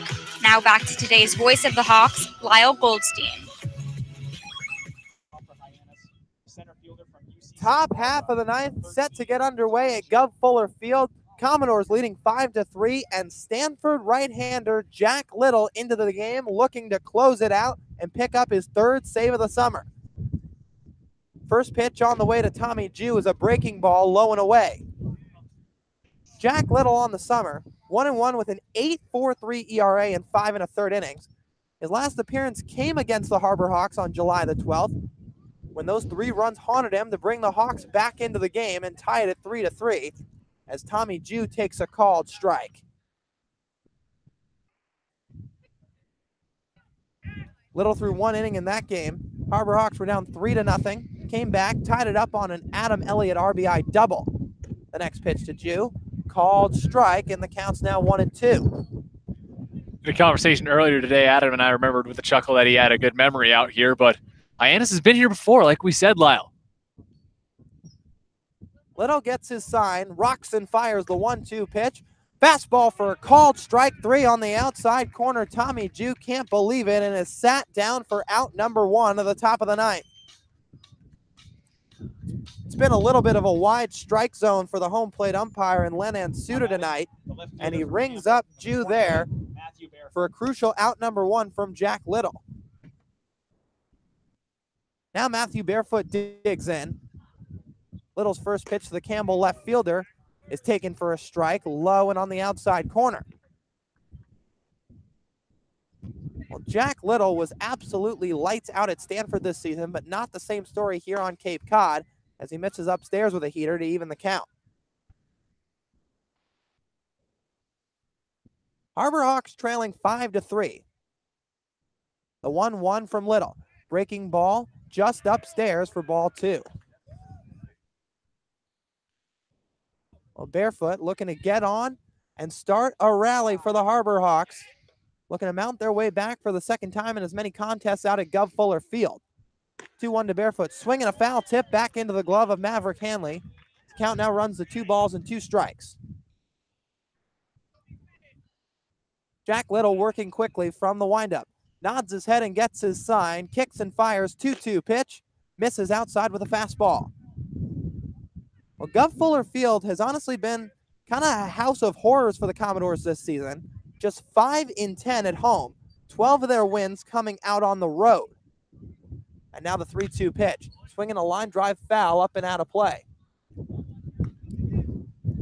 Commodores 12 and 5 on the road, but just 5 and 10 here at home. Now the 3-2 from Little. Breaking ball for a called strike 3 on the inside corner, and Matthew Barefoot goes down looking. He can't believe it either. And now there's 2 quick outs for the Harbor Hawks in the 9th, back-to-back strikeouts for Jack Little. Now batting. And Matthew Barefoot's not really one that'll make a big deal out of a strikeout either, and he really was not afraid to let it show there, just looking back at his dugout as if he'd seen a ghost. Seth Gray, the final hope for Hyannis. Looks at a first pitch fastball right at the knees for strike 1. And much of the same story, he too looks unhappy with the call. Little finds himself in an 0-1 count. 0-1 on the way, a swing and a miss through an off-speed pitch from Seth Gray, swinging right over the top of it. And now the Harbor Hawks down to their final strike. Commodores looking for their 6th win at home and 2nd win at home against the Harbor Hawks. 0-2 to Gray, fastball upstairs. Season series in this 2018 summer is 2-1 Falmouth. Commodores won all 6 games back in 2017. The 1-2 from Little, swing and a miss on a breaking ball for strike 3, and that'll do it. Falmouth wins their 3rd game of the summer over Hyannis, 6th at home by a final score of 5-3. And Falmouth moves to 18-15-1 on the year and inching closer and closer to the top of the Western Division. Well, they pick up some ground here for sure. Now at 37 points, Hyannis still at 42. But a game that Hyannis will look back at and possibly see as a difference maker in the Western Division, because the Wareham Gatemen coming into tonight were only a point behind them. And in a division like this, you really can't give up games, especially late in the season right now, especially also with the Gatemen out front 3-1 on the Kettleers. And as things stand right now down at Spillane Field, in prime position to take the lead back in the Western Division. That would bump them back up to 43 points if they're able to take down the Katua Kettleers today, which is looking likely top of the 8th inning on top 3-1. So the Harbor Hawks really needed to grab a win here to maintain that lead in the Western Division going into the All-Star break, but tonight, unable to do so. 5-3 the final score here at Gov Fuller Field. Commodores take the win over the Harbor Hawks tonight as Jack Little strikes out the side in order in the top of the 9th. Harbor Hawks move to 20-12-2 on the year, and they'll be back at it on Monday right here at Gov Fuller Field against the Commodores after an off day tomorrow for the All-Star game. We'll be back right after this. Robert Marcello will have the post-game show here for you when we return. A 5-3 loss for the Harbor Hawks here on the Hyannis Harbor Hawks Digital Network.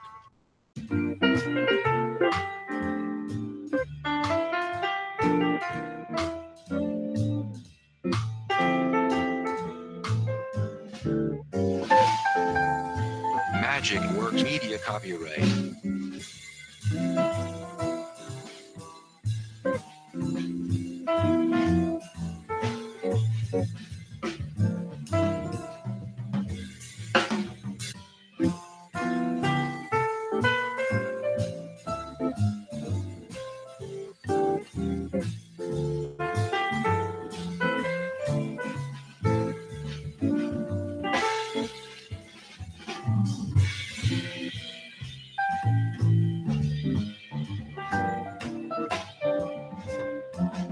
Magic Works Media copyright.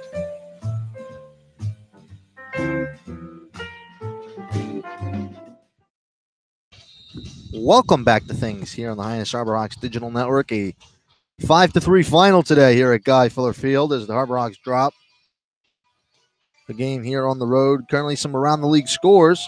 In the top of the 8th inning, the Bourne Braves are currently beating the Brewster Whitecaps 5-1. Final here in Falmouth is 5-3. In the top of the 8th, the Katua Kettleers are currently losing to the Wareham Gatemen 3-1. In the bottom of the 6th, the Harwich Mariners are currently losing to the currently winning against the Orleans Firebirds 8-2. And to round it up, in the bottom of the 5th, it is 6-2 Chatham. Thank you for everyone listening here in the post-game show. I'm Robert Marcello. So long, everyone. Have a good rest of the night and enjoy the All-Star game tomorrow.